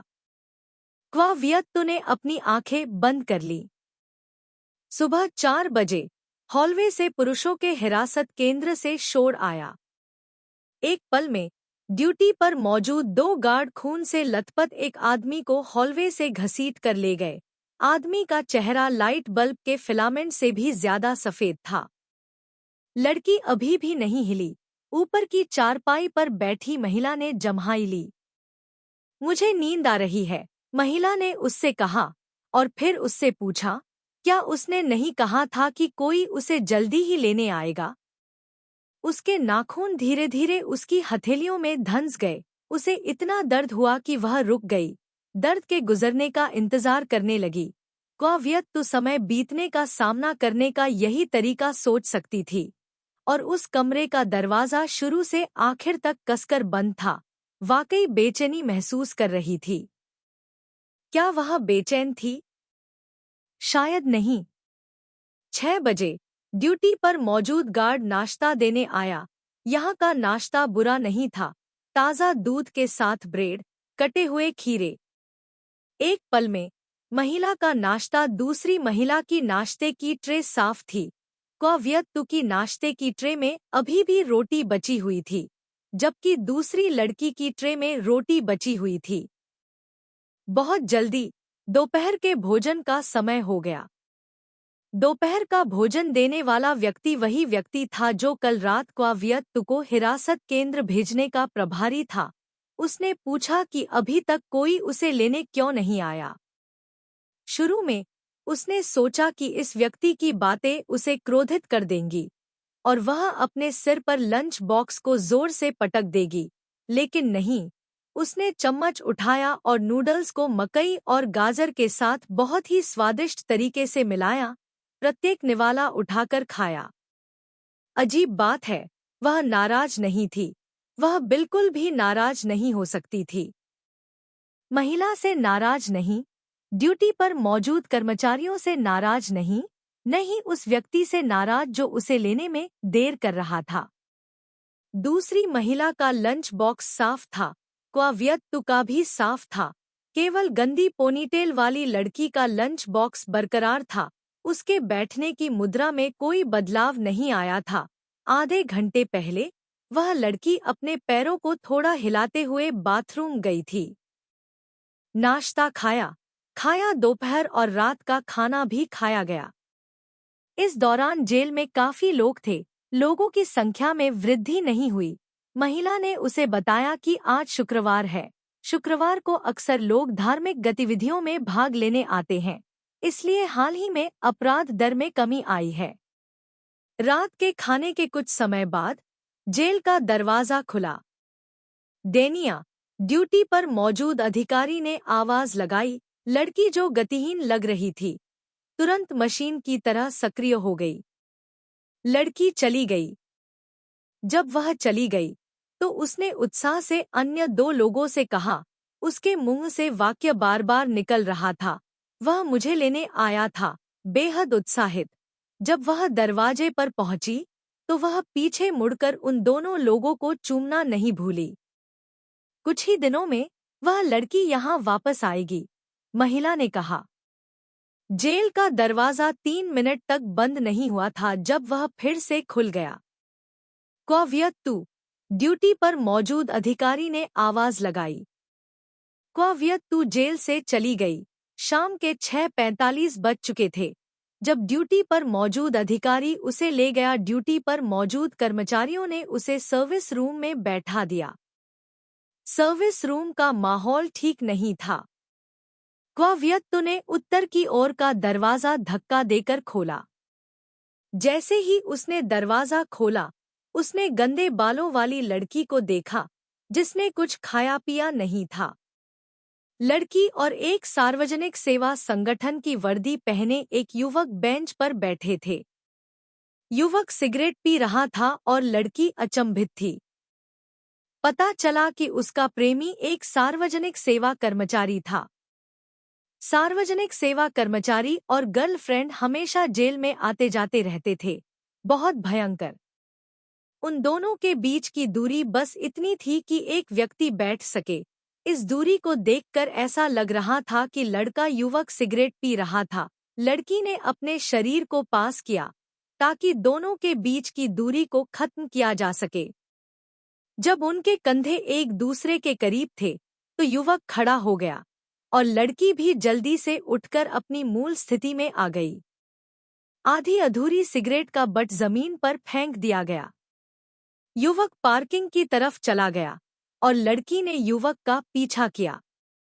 उसने दोनों आकृतियों को एक अचंभे में गायब होते देखा। वे प्रेमी और प्रेमिका नहीं हैं। अचानक एक आवाज आई।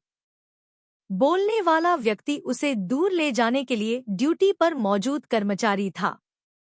कर्मचारियों ने उसे बताया कि युवक लड़की के लिए सार्वजनिक सेवा का काम कर रहा था। लड़की उस घर में रहती थी जिसे उसके माता-पिता पीछे छोड़ गए थे। जहां तक उसके माता-पिता के बारे में है, वे जीवित हैं या मर चुके हैं, उसे नहीं पता। इस तरह की लड़की किसी ऐसे व्यक्ति के बहकावे में बहुत आसानी से आ जाती है जो उसके साथ अच्छा व्यवहार करता है, जैसे कि कोई सार्वजनिक सेवा कर्मचारी या उसका शिक्षक। वह लड़की खुद को धोखा देने में भी बहुत अच्छी है। भले ही सब कुछ ठीक हो, सबको पता था कि उसका सरकारी कर्मचारी यूरी है। उसने बाहरी दुनिया को बताया कि यूरी नाम का सरकारी कर्मचारी उसका प्रेमी है। यहाँ तक बोलते हुए ड्यूटी पर मौजूद सरकारी कर्मचारी केवल आह भर सकता था। आखिरकार यह सिर्फ प्यार की कमी थी। ड्यूटी पर मौजूद अधिकारी ने उसे पहले हिरासत में लिए गए सामान लौटा दिए और चला गया। सरकारी कर्मचारी और गंदे चोटी वाली लड़की भी गायब हो गई। वह खाली बेंच को घूरती रही। गंदे चोटी वाली युवा लड़की उसकी नजर में वापस आ गई। बेंच के सामने खड़ी, झुकी हुई, फिर से सीधी हो गई। उसके हाथ में एक सिगरेट थी। सिगरेट लगभग जल चुकी थी। सिगरेट पकड़े हुए लड़की बेंच पर बैठ गई, जो पहले सरकारी कर्मचारी की सीट थी। अपनी उंगलियों के बीच सिगरेट पकड़े हुए धीरे धीरे उसे अपने होठों तक ले जा रही थी। फिल्टर को काटते हुए उसने आसमान की ओर देखा, जैसे कि वह केवल धुआं देख सकती थी। लड़की की धूम्रपान करने की हरकतें बिल्कुल सरकारी कर्मचारी यूरी नाम के लड़के की तरह ही थी। सिगरेट भी यूरी की थी। लड़की और बाकी सभी ने कहा कि उसका बॉयफ्रेंड यूरी था। अपना सिर नीचे करके क्वाव्यक्तु ने लिक्विड क्रिस्टल को जमीन पर गिरते देखा। उसने अपनी आंखें रगड़ी, पलटी, दरवाजा बंद किया और गंदे बालों वाली लड़की से कदम दर कदम दूर चली गई। उसे लड़की के धूम्रपान करने का नाटक करने से नफरत थी। उसे न खाने पीने से नफरत थी। उसे ड्यूटी पर मौजूद उस जिज्ञासु कर्मचारी से और भी नफरत थी जिसने उसे ये शब्द कहे थे। वह तेजी से चली गई। क्वाव्यक्तु के सामने चल रहा व्यक्ति उसका रास्ता रोक रहा था। उसका रास्ता रोकने वाला व्यक्ति सोंग डू ली की सचिव जोआन थी। वे आज दोपहर ही मिले थे। नहीं, वे कल दोपहर मिले थे। क्वाव्यक्तु लगभग भूल ही गई थी कि वह हिरासत केंद्र में 10 घंटे से ज्यादा समय से बेहोशी में थी। श्री सोंग बहुत व्यस्त थे और उनके पास समय नहीं था। जोआन ने उसका हाथ छोड़ दिया। जोआन के साथ, जो जमानत का भुगतान करने के प्रभारी थे, सोंग डू ली के वकील थे। अध्ययन की खिड़की से देखने पर कोई जोआन और सोंग के वकील को देख सकता था। डूली ऑफिस में हंसते हुए बातें कर रहे थे। ऑफिस में माहौल वाकई बहुत जीवंत था। प्रतीक्षा कर रहे लोगों का साथ देने वाले पुलिस ऑफिस भी खाली नहीं थे। वे साथ मिलकर काम कर रहे थे और बातें कर रहे थे। एक तरफ इंतजार करने के लिए मजबूर क्वाव्यक्तु 3 महिला सचिवों की गपशप से जल्दी ही आकर्षित हो गया। किसी ने कहा कि कल हिरासत केंद्र ने एक कुख्यात मालकिन को भेजा था। यह मालकिन बहुत घमंडी थी, यहाँ तक कि ड्यूटी पर मौजूद कर्मचारियों पर चिल्लाई, इस बात पर जोर देते हुए कि उसका प्रेमी उसे तुरंत उठाकर यहाँ से ले जाएगा। दरअसल उसने यह भी कहा कि वह यहाँ से तुरंत चली जाएगी, लेकिन उसने इस बात पर जोर नहीं दिया कि वह एक प्रसिद्ध मालकिन है। क्वाव्यक्तु ने सोचा कि तीनों लोगों द्वारा बताई गई कुख्यात मालकिन वह नहीं थी। मैंने इस व्यक्ति की जमानत फाइल देखी है। अनुमान लगाइए मैंने क्या देखा। जिस व्यक्ति को जमानत फाइल की समीक्षा करनी थी, उसने अपने सहकर्मी के साथ बातचीत की और तीनों में गर्मागर्म बहस हो रही थी। जब वे तीनों फुसफुसा रहे थे, तो एक युवक ने अपनी बाली गिरा दी और बाली क्वाव्यक्तु के पैरों पर लुढ़क गई, जिससे एक आवाज आई। यह आवाज उन तीनों के लिए एक साथ उसे देखने के लिए पर्याप्त थी। तीनों की आंखें उसे ध्यान से देख रही थी। इसे देखने के बाद वे चौंक गए और तीनों अपने आप अपनी सीटों पर वापस आ गए। किसी ने भी बाली पर ध्यान नहीं दिया। यह पता चला कि जिस कुख्यात मालकिन के बारे में ये तीनों लोग बात कर रहे थे, वह वही थी। क्वाव्यक्तु ने यह भी अनुमान लगाया कि उसकी जमानत फाइल में निश्चित रूप से कई चिकित्सा स्थितियां शामिल होंगी। पहली वंशानुगत सिजोफ्रेनिया, दूसरी क्रोध विनियमन विकार और निश्चित रूप से उसके बाद और भी होंगी।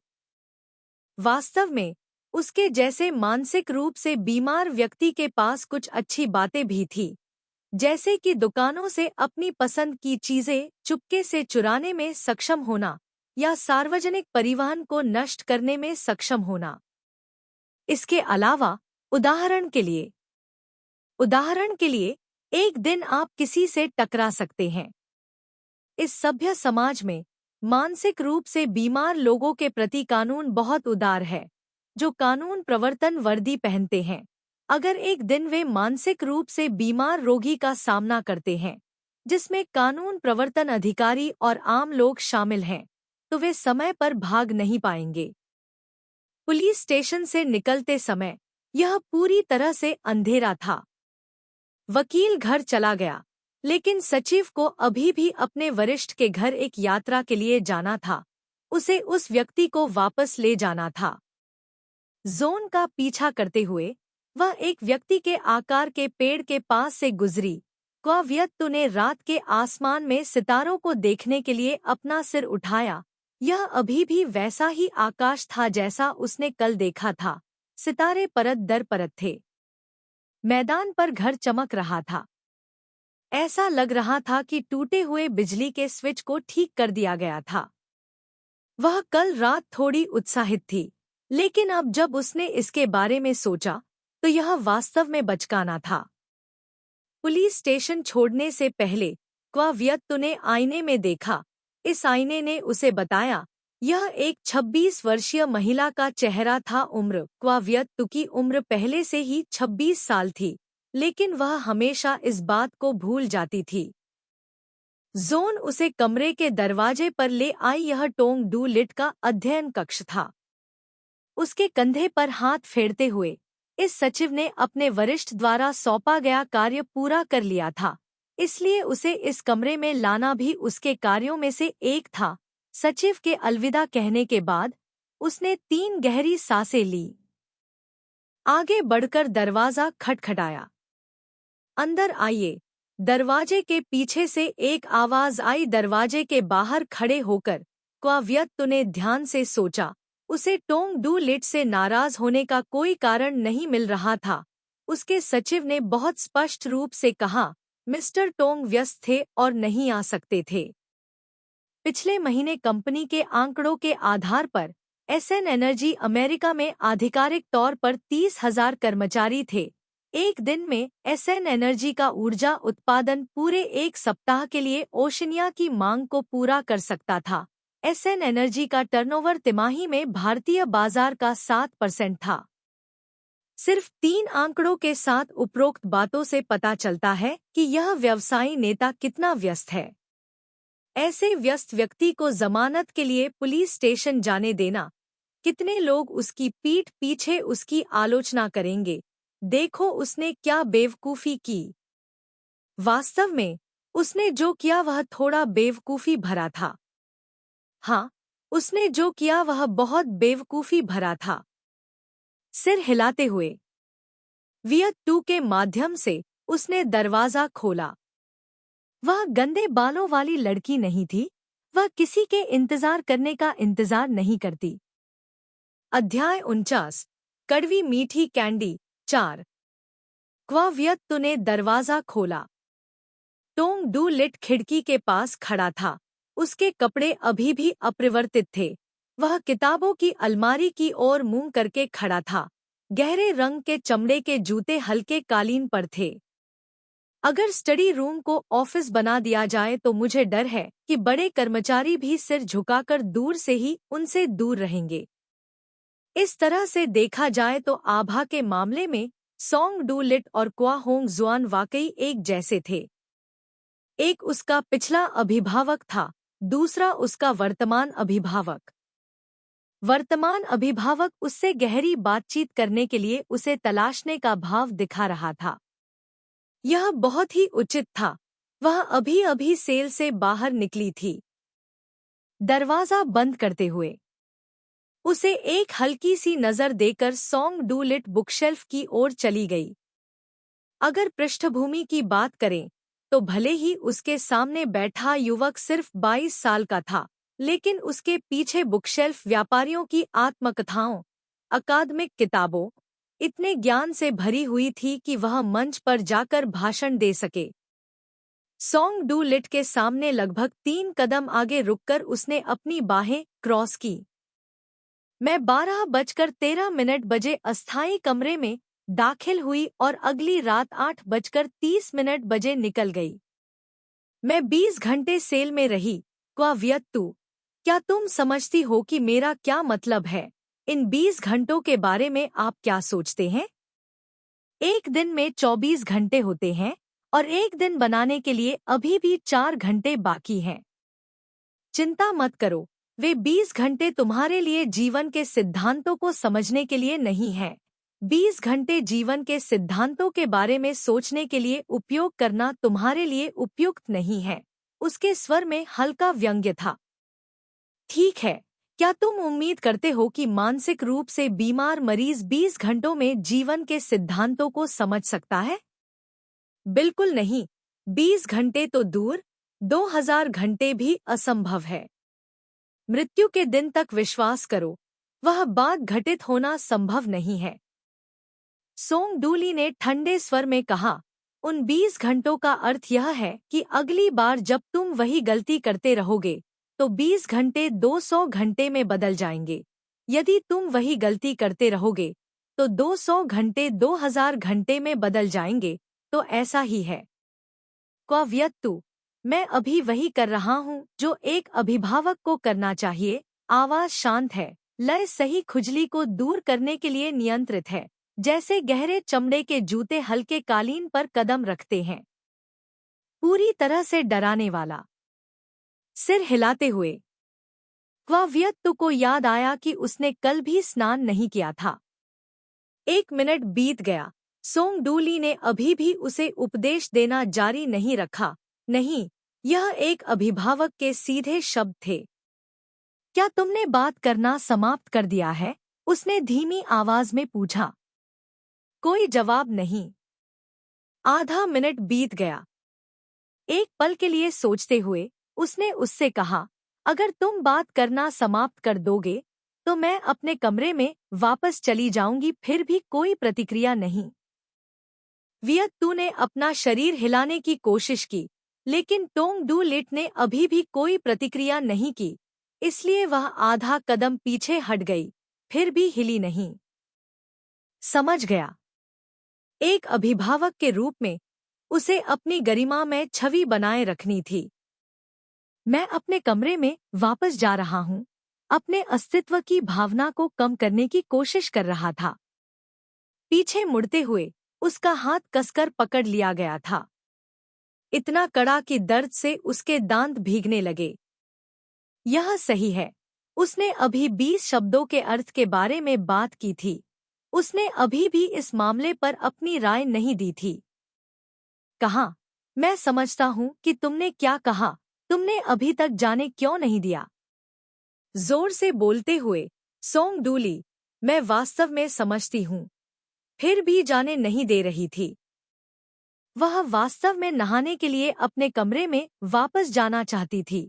नहाने के बाद उसे रात को अच्छी नींद आएगी। कल रात बिस्तर चरमराहट की आवाज करता रहा, जिससे उसकी सारी रात नींद उड़ गई। ऐसा लग रहा था कि यह कहना कि वह समझ गई है पर्याप्त नहीं था। उसे इसकी गारंटी के लिए कार्रवाई का उपयोग करना चाहिए। अभी केवल 2 सप्ताह ही हुए थे। आईने में प्रतिबिंबित चेहरा पहले से ही 26 साल का था, 16 नहीं। कल उसने सफाई भी की थी। यह कोई मुश्किल काम नहीं था। अगर वह खाना नहीं बना सकती थी, तो भी वह सीख सकती थी। खाना बनाना सीखना, चाहे आप इसके बारे में कैसे भी सोचें, 100 फायदे हैं और कोई नुकसान नहीं।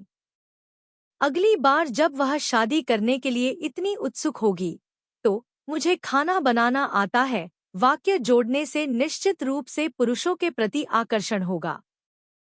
चिंता मत करो, ऐसा कुछ फिर कभी नहीं होगा। इसके अलावा अगले शब्द कहना थोड़ा मुश्किल था।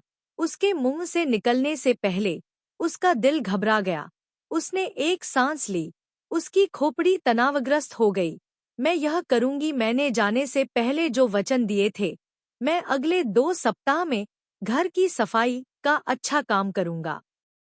भगवान का शुक्र है, मैं आखिरकार उन्हें कह सकता हूँ। ये शब्द पश्चाताप और आश्वासन दोनों हैं। मैंने अभी तक जाने क्यों नहीं दिया। न केवल उसने हाथ नहीं छोड़ा, बल्कि उसकी पकड़ पहले से भी ज्यादा मजबूत हो गई। उसने छूटने की कोशिश की और कहा, डोंट डू इट। मैं सच में अभी अपने कमरे में जाकर सोना चाहता हूँ। उसकी पकड़ थोड़ी ढीली हुई, लेकिन उसने फिर भी उसका हाथ नहीं छोड़ा। फिर एक पल रुको। समय धीरे धीरे बीत गया। वियत टू के पास जाओ। उसका नाम पुकारने वाली आवाज थोड़ी सूखी थी। आसपास का माहौल वाकई अवर्णनीय था। क्या तुम डरी हुई हो? डरावनी? क्या ये शब्द नजरबंदी से संबंधित है? मैं लड़ाई की बात कर रहा हूँ। लड़ाई? हिरासत कक्ष में कोई लड़ाई नहीं हुई थी। कुछ लोग हिरासत कक्ष में लड़ रहे थे। उसकी आवाज बहुत ही धीमी हो गई थी। तो वह इस बारे में बात कर रहा था, लेकिन अब वह उससे इस तरह की आवाज में क्यों बात कर रहा था? पास नहीं है, उसने ईमानदारी से जवाब दिया। हिरासत कक्ष में लड़ रहे पुरुष उसे डरा नहीं सकते थे, लेकिन वह उस महिला से बहुत डर गई थी जो न तो खाती थी और न ही पीती थी और उसके बाल गंदे थे। जैसे ही उसने अपनी आंखें खोली, उसने देखा कि एक जोड़ी आंखें उसे घूर रही थी। एक अश्वेत व्यक्ति की सामान्य आंखें, बड़ी और चमकदार, लेकिन आंखों में गहराई से खालीपन था। वह उन आंखों से डरती थी जो सिर्फ एक ही जगह देखती थी। असल में यह डरावना नहीं था, इससे उसे बस असहजता महसूस होती थी। इसे देखकर उसे असहजता महसूस होती थी, इस हद तक कि वह फिर कभी नहीं देखना चाहती थी। क्या कुछ और है? वाकई डर नहीं लगता। सोंग डू लिट की आवाज थोड़ी ऊंची हो गई। उसने ईमानदारी से जवाब दिया। क्या वह इतनी कमजोर थी? वियत्तु के साथ कुछ महान चीजें नहीं हुई हैं। आत्मपरीक्षण, आपको स्वयं का आत्मपरीक्षण करना चाहिए। आत्मपरीक्षण का सबसे अच्छा तरीका है टोंग डू लिट। मैं 26 साल का हूँ। 26 साल का, 16 साल का नहीं। अपने दिल में उसे आईने में प्रतिबिंबित चेहरा याद आ गया। उसने अपना हाथ छोड़ दिया। शुभ रात्रि कहा, हल्के से दरवाजे की ओर चला, दरवाजा खोला, हल्के से बाहर निकल गया, बुकशेल्फ के बगल में खड़ी आकृति को ढक दिया। सोंग डू लिट को नहीं पता था कि वह कब से उस दरवाजे को देख रहा था। उसे लगा कि दरवाजे में कोई समस्या है, जैसे पेंट उखड़ रहा हो। ऐसी स्थिति थी। अगर आप पेंट की हुई दीवार के पास से गुजरते हैं, अगर दीवार में कोई समस्या नहीं है, तो आपकी आंखें अपने आप ही उस पर नजर डाल लेंगी। अगर दीवार पर पेंट उखड़ रहा हो तो आपकी नजर उखड़ी हुई जगह पर ही जाएगी। यह सामान्य मानवीय तर्क है। लेकिन सोंग डू लिट को उस दरवाजे में कोई कमी नहीं दिखी। वह बिल्कुल पहले जैसा ही था। कभी-कभी आंखें हमें धोखा देती हैं। सोंग डू लिट कमरे के सामने चला गया, दरवाजा छुआ, सब ठीक था। अगर दरवाजा ठीक था तो उसे समय बर्बाद करने की जरूरत नहीं थी। जाने से पहले सोंग डू लिट ने अध्ययन कक्ष में पिछले 10 मिनट में जो कुछ हुआ था उसका एक छोटा सा सारांश बनाया, सिवाय इस दिमागी सवाल के कि क्या तुम डरी हुई हो। सब कुछ मूल योजना के अनुसार हुआ, जिससे क्वाव्यक्ति को 20 घंटे तक कोठरी में रहने का पूरा मतलब समझ में आ गया। सीधे शब्दों में कहें तो, पागल लड़की, अगर तुम अच्छी नहीं हो तो कोई तुम्हारी परवाह नहीं करेगा। क्वाव्यक्ति नाम की पागल लड़की की एक घातक कमजोरी थी। वह डर था कि कोई उसकी परवाह नहीं करेगा। शुरू से ही उसने इसे बार बार आजमाया, जब तक कि यह एक आदत नहीं बन गई। यह एक बुरी आदत थी। उसे यह बुरी आदत छुड़वानी थी। इसके अलावा उसे एक अनुशासित जीवन शैली की भी जरूरत थी। क्या तुम डरी हुई हो? यह वास्तव में एक निरर्थक प्रश्न है। सोंग डू लिट अपने कमरे में वापस आ गया। वापस आते ही उसने सबसे पहले अपनी शर्ट बदली, जिससे उसे असहजता महसूस हो रही थी। उसने पहला बटन खोला, फिर दूसरा और तीसरा बटन खोलने पर उसके हाथ पहले जैसे फुर्तीले नहीं रहे। कई बार उसे लगा कि उसने शर्ट उतार दी है, लेकिन वास्तव में उसने शर्ट नहीं उतारी थी। क्या हुआ? दरवाजा चेक किया गया है और पुष्टि की गई है कि वह ठीक है, फिर भी वह विचार शर्ट पर क्यों पड़ा? उसका मतलब था कि शर्ट में भी वही समस्या थी जो दरवाजे में थी। विस्फोटक भावनाओं को दबाने की कोशिश करते हुए उसके मुंह ने खुद को रोकने के लिए कहा, लेकिन उसके हाथ खुद को रोक नहीं पाए। स्वूश, एक आवाज। शर्ट के बटन दीवार पर उड़ गए। अपने पैरों पर गिरते बटनों को देखकर ठंड से ठिठक गया। कुछ ही दूरी पर दो और थे।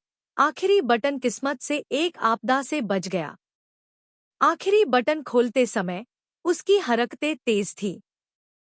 शर्ट उतारना। उसे गंदे कपड़ों की टोकरी में नहीं फेंकना बल्कि कूड़ेदान में फेंकना। सोंग डू लिट ने समझाया कि ऐसा इसलिए हुआ क्योंकि शर्ट के बटन खराब हो गए थे। शर्ट के बटन खराब हो गए थे, उन्हें फेंकना सामान्य बात थी। यह अच्छा है। सोंग डू लिट शौचालय की ओर चला गया। वह नहाना चाहता था, लेकिन उसके कदम शौचालय की ओर नहीं गए, बल्कि दूसरी दिशा में चले गए। बालकनी के दक्षिण पश्चिम की ओर लटके सैंडबैग की ओर। अपने हाथों को मोड़ते हुए भयंकर रूप से पंचिंग बैग सैंडबैग को बहुत दूर धकेल दिया गया। फिर वह अपनी स्थिति में वापस आ गया। बिना किसी चकमा दिए या टाले 62 किलो का बोरा उड़ गया। सैंडबैग में अपना चेहरा गहराई से दबाते हुए, ऐसा नहीं था कि दरवाजा उपयुक्त नहीं था, लेकिन जिस तरह से उसने दरवाजा बंद किया वह उपयुक्त नहीं था। जब उसने दरवाजा बंद किया तो उसके हाथ और पैर हल्के थे, बिल्कुल भी क्वाव्यक्ति की तरह नहीं। 20 घंटे तक हिरासत कक्ष में बंद रहना अगर वह क्वाव्यक्तु था तो ये 20 घंटे अपमानजनक होंगे। जब हिरासत कक्ष के कर्मचारियों ने क्वाव्यक्तु पुकारा, तब उसकी लड़ाई की भावना अपने सबसे तीव्र स्तर पर थी। उसके गुस्से ने उसका चेहरा लाल कर दिया। वह चाहती थी कि वह जमानत का भुगतान करने वाले व्यक्ति की आंखें निकाल दे। उसका चेहरा लाल हो गया। उसने देखा कि जमानत का भुगतान करने वाला व्यक्ति टोंग डू लिट नहीं था। लड़ने की शक्ति और भी अधिक प्रचुर है। बहुत अच्छा, बहुत अच्छा। एक व्यक्ति जो रोता या चिल्लाता नहीं है, सोंग डूली के सामने इंतजार कर रहा है। जिस तरह से उसका दिमाग सक्रिय है, वह पागल लड़की दूसरों को सताने में एक प्रतिभा है। क्या? टोंग डू लिट, मैं 16 नहीं, बल्कि 26 साल का हूँ, उसने उससे कहा। उसकी आवाज अभी भी वैसी ही थी, लेकिन उसमें एक अकेलापन था जो क्वाव्यक्तु के लिए नहीं था। लेकिन कोई बात नहीं, भगवान का शुक्र है, क्वाव्यक्तु को आखिरकार पता चल गया कि वह अब 16 नहीं, बल्कि 26 साल की हो गई है। जोन इस साल 36 साल की हो गई। उसके 12 साल का बच्चा था, जिसका मतलब था कि वह 24 साल की उम्र में मां बन गई थी। और देखिए क्वाव्यक्तु ने क्या किया। क्योंकि उसने उसके फोन कॉल का जवाब नहीं दिया, उसने तुरंत उसके कमरे को नष्ट कर दिया, उसकी रसोई को कूड़े के ढेर में बदल दिया, और अंत में सबसे शानदार योजना बनाई। उस कमीने टोंग डू लिट को घर आने दो और उसे सिर्फ काला ही दिखाई दे। यह क्वाव्यक्तु है। क्या? टोंग डू लिट, मैं 16 नहीं, बल्कि 26 साल का हूँ। जैसे जैसे उसने यह कहा, उसके मन में भाव और स्वर स्पष्ट होते गए। प्रत्येक शब्द 62 किलो के सैंडबैग से कहीं ज्यादा भारी था। उसे इस सैंडबैग से तब तक मारा गया जब तक उसे चक्कर नहीं आने लगा और सिर में दर्द होने लगा। चक्कर और सिर में दर्द, इस हद तक कि क्या वह अंदर लड़ रहे लोगों की कहानी से डर गई थी? उसे यह भी नहीं पता था कि ऐसी चीजें रात में होंगी। हिरासत कक्ष के प्रभारी व्यक्ति ने उसे आश्वासन दिया था कि शुक्रवार को हिरासत कक्ष में सबसे आराम का समय होता है। लानत है! अगर वह जानता था वह निश्चित रूप से 20 घंटे के लिए उसे वहां नहीं छोड़ता है, तो वह उसे 20 घंटे तक नहीं छोड़ता है, वह उसे 2 मिनट के लिए नहीं छोड़ता है। इस आवाज ने उसे याद दिलाया, अब आप शराब नहीं पीते हैं। बियर, वह नहीं जानता कि क्यों होगा। कभी कभी मैं तुरंत बियर की पूरी बोतल पी जाता हूँ। कभी कभी मुझे इसे खत्म करने के लिए अगली सुबह तक इंतजार करना पड़ता है। बियर पीने के बाद क्या होगा? थोड़ा बल लगाने पर यह विकृत हो जाता।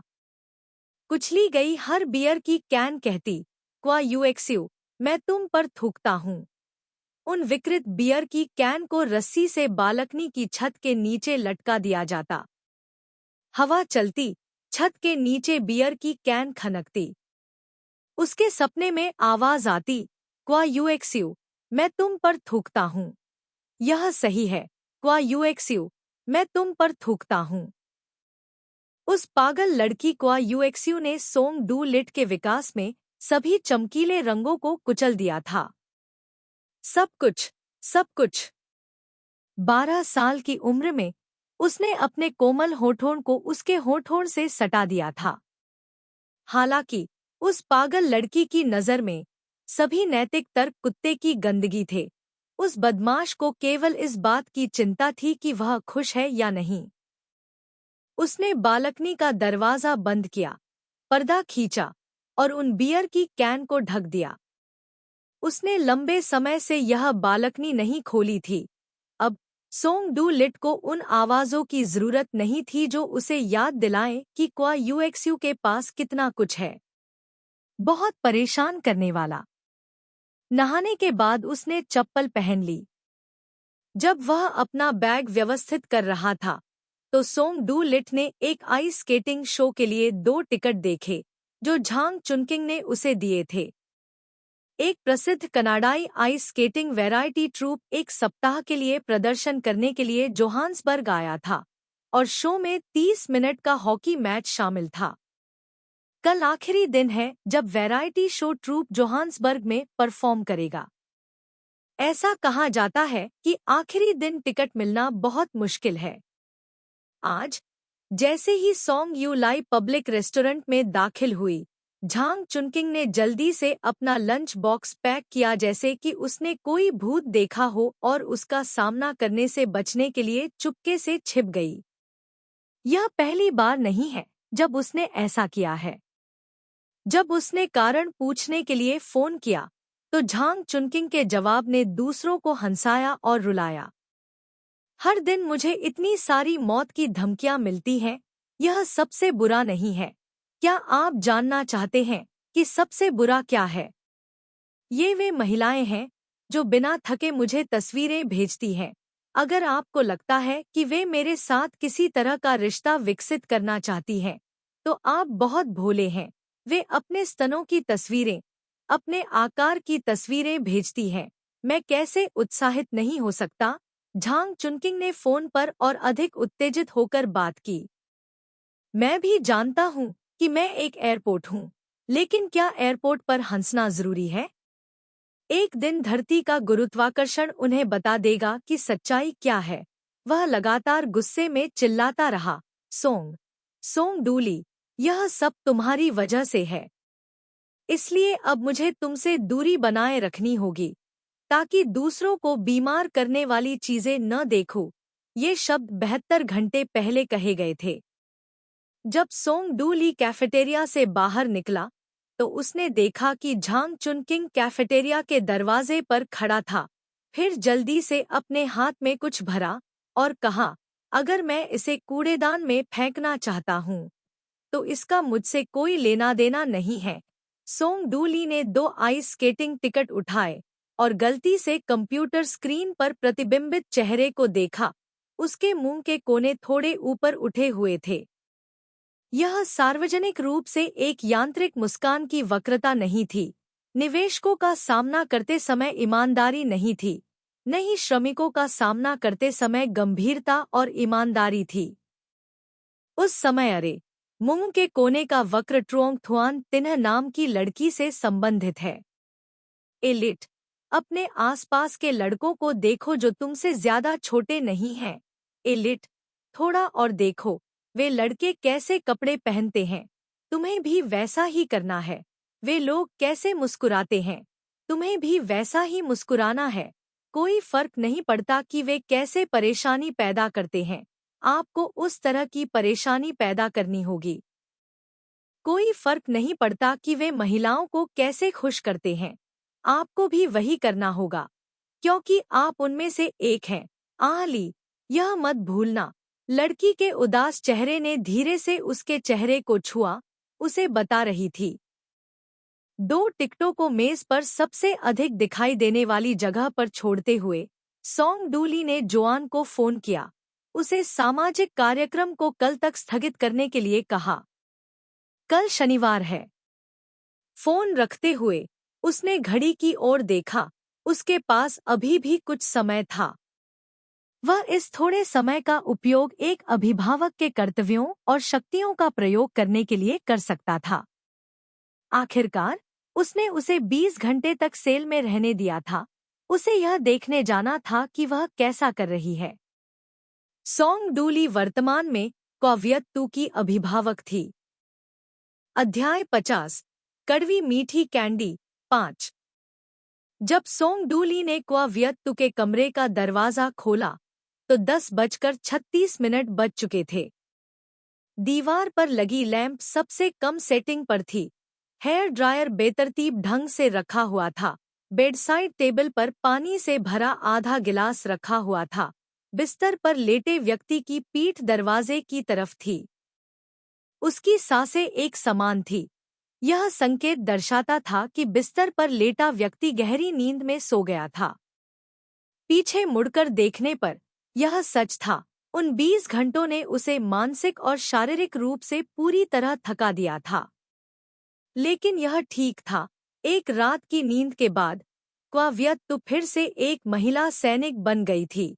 बस अब उसके पास करने के लिए कुछ और नहीं था। उसका पासपोर्ट, ड्राइविंग लाइसेंस और क्रेडिट कार्ड सब जब्त कर लिए गए थे। उसके पास उस मुफ्तखोर लड़के को उन दुखद यादों को याद दिलाने के लिए बहुत समय था। वे वाकई दुखद यादें थीं। उसके बालों को धीरे से छूते हुए। क्वाव्यक्तु के बाल लंबे, काले थे। उन्हें सहलाते समय वे मुलायम और आरामदायक थे, जिससे दूसरों को अनजाने में एक अवर्णनीय मूड में आ जाना पड़ता था। बिल्कुल अभी की तरह। उंगलियों पर नरम एहसास लोगों को आसानी से भूला देता था कि वे क्या करना चाहते थे। सोंग डू लिट को इस यात्रा का उद्देश्य याद आ गया। अपना हाथ वापस खींचते हुए उसने पूछा, क्वाव्यक्तु, यह नया तरीका है जो तुमने सोचा है न? क्वाव्यक्तु ने सोंग डू लिट के साथ एक नए तरीके से व्यवहार किया था। कुछ आंकड़े थे जो साबित करते थे कि सिजोफ्रेनिया वाले अधिकांश लोगों में बहुत अधिक आईक्यू था। वे बहुत संवेदनशील थे, उनकी सोच तेज थी, और वे रचनात्मकता से भरे थे, और क्वाव्यक्तु उनमें से एक थी। 20 घंटे तक एक भी व्यक्ति उसके बारे में पूछताछ करने नहीं आया, जिससे क्वाव्यक्तु को लगा कि कुछ गड़बड़ है। सोंग डू लिट अब पहले की तरह उससे कमतर होने को तैयार नहीं थी। इसलिए वाक्य टोंग डू लिट, मैं 26 साल का हूँ, अब 16 साल का नहीं हूँ, यह एक समझौता जैसा लग रहा था, लेकिन यह एक तरह का पलटवार भी था। सिर्फ उस वाक्य का ही वास्तव में कुछ असर था। सोंग डू ली इनकार नहीं कर सका। दरअसल क्वाव्यक्तु, तुम्हें चिंता करने की जरूरत नहीं है। मैंने अंकल क्वा से तुम्हारी देखभाल करने के लिए सहमति जताई है। सख्ती से कहें तो यह एक वादा था। एक बार वादा करने के बाद इसे पूरा करना ही होगा। यह तब तक पूरा होगा जब तक एक दिन कोई व्यक्ति प्रकट नहीं होता। यह व्यक्ति न केवल क्वाव्यक्तु की शक्ल से प्यार करता है, बल्कि क्वाव्यक्तु की आत्मा से भी प्यार करता है। इससे कोई फर्क नहीं पड़ता कि वह एक मानसिक रोगी है। इससे कोई फर्क नहीं पड़ता कि उसका अतीत क्या है। इससे कोई फर्क नहीं पड़ता कि उसे उड़ना पसंद है। जब यह व्यक्ति प्रकट होता है, तो संरक्षकता इस व्यक्ति को सौंप दी जाएगी। लेकिन पहले इस व्यक्ति को कई कठोर परीक्षणों से गुजरना होगा। क्या ऐसा व्यक्ति प्रकट होगा? क्या क्वाव्यक्तु के जीवन में ऐसा कोई व्यक्ति होगा? अगर अचानक कोई ओरिएंटल चेहरा बिना किसी चेतावनी के सामने आ जाए, तो इस व्यक्ति को अचार वाली गोभी की पकौड़ी बनाने का तरीका पता होगा। नहीं, नहीं, बस थोड़ी सी धमकी और इस आदमी का हाथ काट दो। मुझे डर है कि यह आदमी डरकर पीला पड़ जाएगा, इस तरह आसानी से अपने सिद्धांतों को फिर से त्याग देगा।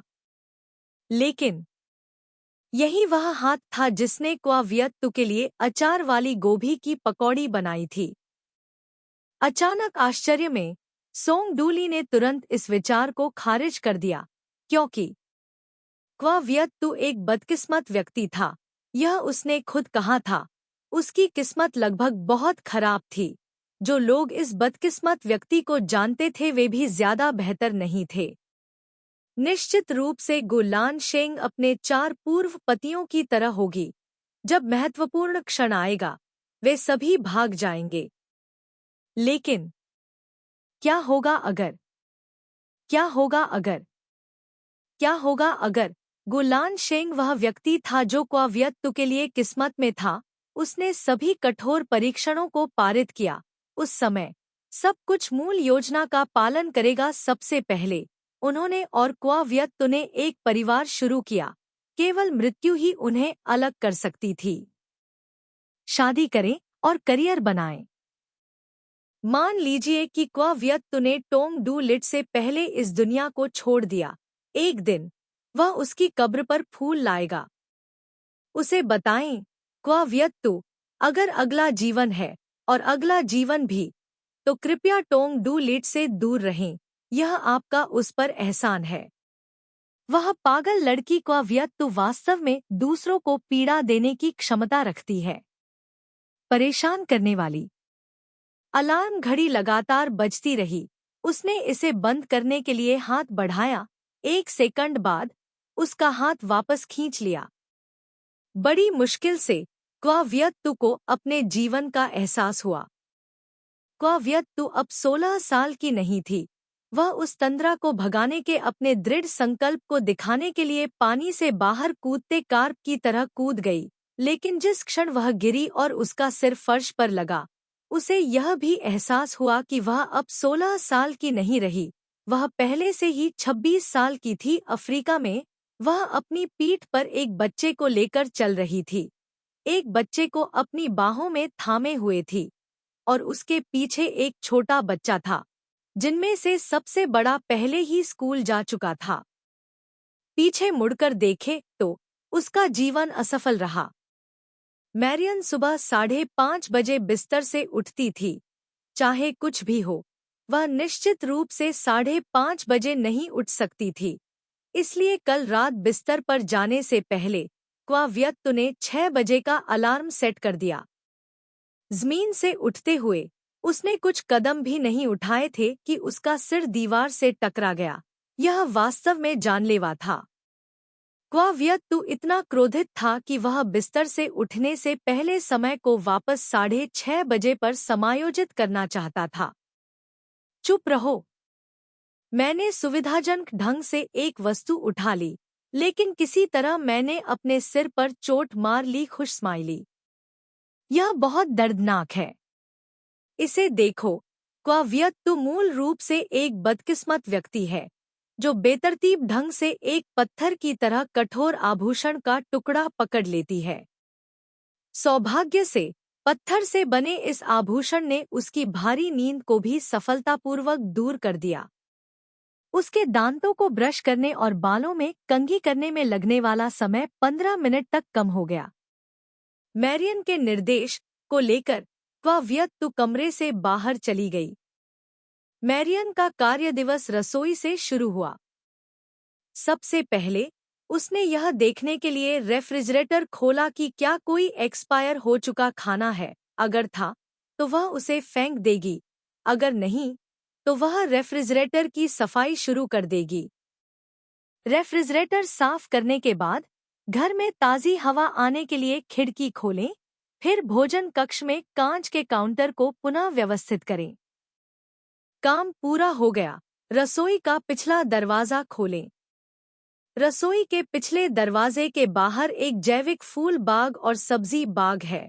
फूल बाग और जैविक सब्जी बाग में स्वचालित सिंचाई प्रणाली का इस्तेमाल किया जाता है। बस सिस्टम चालू करें और काम हो गया। सिंचाई प्रणाली चालू करने से पहले आपको सब्जी की टोकरी भरनी होगी। कुछ लोगों का कहना है कि यह जैविक सब्जी बाग जोहान्सबर्ग के एक कृषि विशेषज्ञ की उत्कृष्ट कृति है। यह विशेषज्ञ बहुत प्रसिद्ध है। उसने डेटा के जरिए गणना की है ताकि सब्जी बाग का मालिक हर दिन सबसे ताज़ा खाना खा सके। मैरियन के निर्देशों के अनुसार क्वाव्यक्तु ने चयनित टमाटर, मक्का, कद्दू और गाजर को चुना और टोकरी भर दी। टमाटर, मक्का, कद्दू को धोए और अंत में गाजर से कीचड़ को धोए। युवा मालिक एक साधारण व्यक्ति है। उसकी रहने की आदतें भी काफी सरल हैं। आप मेरे द्वारा छोड़े गए नोट्स पर भरोसा करें। निश्चित रूप से कोई गलती नहीं होगी। यह वही है जो मैरियन ने कल रात फोन पर कहा था। अंत में उसने उसे याद दिलाया कि कोई चाल न चले।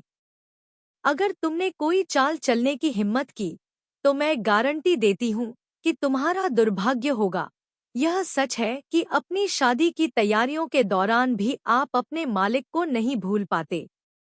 उसने पूछा कि वह उसके साथ कैसे पेश आ सकती है। मैं कुछ दोस्तों को जानती हूँ, बस उन्हें $100 दे दो, वे तुम्हें एक कंटेनर में रख देंगे। मैरियन गर्व से भरी हुई थी। मैरियन ज्यादातर अफ्रीकी महिलाओं की तरह थी, थोड़ी भोली और थोड़ी असभ्य, गंदगी से भरी गाजर की तरह। सरल, असभ्य और बड़बड़ाने की आदत भी थी। ठीक है। फोन रखने से पहले मैरियन को लगा कि उसके पिछले शब्द बहुत उचित नहीं थे। उसका मालिक बहुत बढ़िया आदमी है और वह बोल्ड ड्रेस वाली लड़की सिर्फ नाइट क्लब की लड़की है। तुम कितनी खूबसूरत हो, यह देखते हुए मैरियन तुम्हें एक सलाह देगी। मालिक को पसंद मत करो, क्योंकि मालिक तुम्हें तकलीफ देगा। लेकिन अगर तुम्हें मालिक पसंद नहीं है, तो यह निश्चित रूप से मुश्किल होगा। भले ही यह मुश्किल हो, तुम्हें अपना दिल स्थिर रखना चाहिए। चुपके से उसके प्यार में मत पड़ना। तुम कितनी खूबसूरत हो, यह देखना शायद तारीफ के तौर पर नहीं गिना जाता, है न? ठीक है। गाजर धोने के बाद उसने नल बंद कर दिया। पलक झपकते ही आसपास का माहौल शांत हो गया। इस बेहद शांत माहौल में क्वावियत्तु ने अपना सिर उठाया। टोंग डू लिट ने रसोई और भोजन कक्ष को जोड़ने वाले मेहराबदार दरवाजे पर अपना कंधा टिकाया। सुबह के सूरज ने उसकी छाया को एक धुंधली छवि में काट दिया था। कटी हुई छाया फर्श से कांच के काउंटर तक बह गई, उसके बाएं हाथ से बस थोड़ी दूरी पर। आज शनिवार था। मैरियन के अनुसार शनिवार को युवा मालिक 7:40 बजे बिस्तर से उठ जाता था और 8:10 बजे नाश्ता करता था, और शनिवार को युवा मालिक हमेशा कई सामाजिक पार्टियां करता था। युवा मालिक के पास आराम करने के लिए केवल रविवार था, लेकिन यह धीमे मौसम के दौरान एक दिन की छुट्टी होनी चाहिए जब बहुत कम व्यावसायिक गतिविधियां होती हैं। धीमा मौसम जैसी कोई चीज नहीं होती है। अगर आप भाग्यशाली हैं तो आपको महीने में 2 दिन की छुट्टी मिलती है। कभी कभी आपको पूरे महीने में 1 दिन की छुट्टी नहीं मिलती है। यह मैरियन के शब्दों का मूल पाठ है। अफ्रीकी महिला के मुंह से क्वावियत्तु को टोंग डू लिट के अधिकांश व्यवसाय समझ में आ गए। उसने सोचा, क्या उसे टोंग डू लिट को बड़े भोजन पर आमंत्रित करने के लिए 1 दिन निकालना चाहिए? उनकी बदौलत सेन एनर्जी पहले की तरह काम करने में सक्षम हो पाई। रिपोर्ट किए गए आंकड़ों से सोंग डू लिट ने जो किया वह क्वा होंग जुआन से बिल्कुल भी कम नहीं था। इसके अलावा सोंग डू लिट के शानदार रूप और विनम्र व्यवहार पर भरोसा करते हुए उन्होंने एसेन एनर्जी की बर्बाद हुई छवि को बदल दिया। क्वा होंग जुआन सभी सड़क के अखबारों में एक जाना पहचाना नाम था। यह सच था कि उसे एक बड़े भोजन के लिए आमंत्रित किया जाना था, लेकिन हम इसके बारे में बाद में बात करेंगे। कल रात बिस्तर पर जाने से पहले क्वावियत्तु ने फिर से जांच की, यह पुष्टि करते हुए कि आज शनिवार है। सोंग डू लिट को 8:10 बजे आना था, लेकिन वह 7 बजे ही वहां पहुंच गया था। यह सच था कि कामकाजी दिनों में सोंग डू लिट कभी भी 7 बजे के बाद नहीं आता था। हो या शायद टोंग डू लिट को गलत दिन याद आ गया। उसने अभी तक नाश्ता तैयार नहीं किया था। आज शनिवार है, उसने उसे दोस्ताना तरीके से याद दिलाया। सोंग डू लिट ने कोई हरकत नहीं की।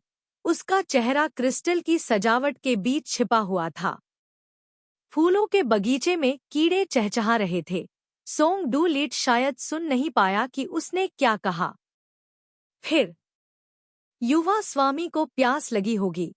यह वह निष्कर्ष था जिस पर क्वावियत्तु ने खुद को मैरियन के कब्जे में जाने के बाद पहुंचा था। उसका स्वर अभी भी बहुत देखभाल वाला था। क्या तुम पानी पीना चाहते हो? टोंग डू लिट अभी भी नहीं हिला। कुछ लोग कहते हैं मौन का मतलब स्वीकृति है। इसके अलावा मैरियन ने यह भी कहा कि युवा मास्टर टोंग नाश्ते से पहले पानी पीने के आदी थे।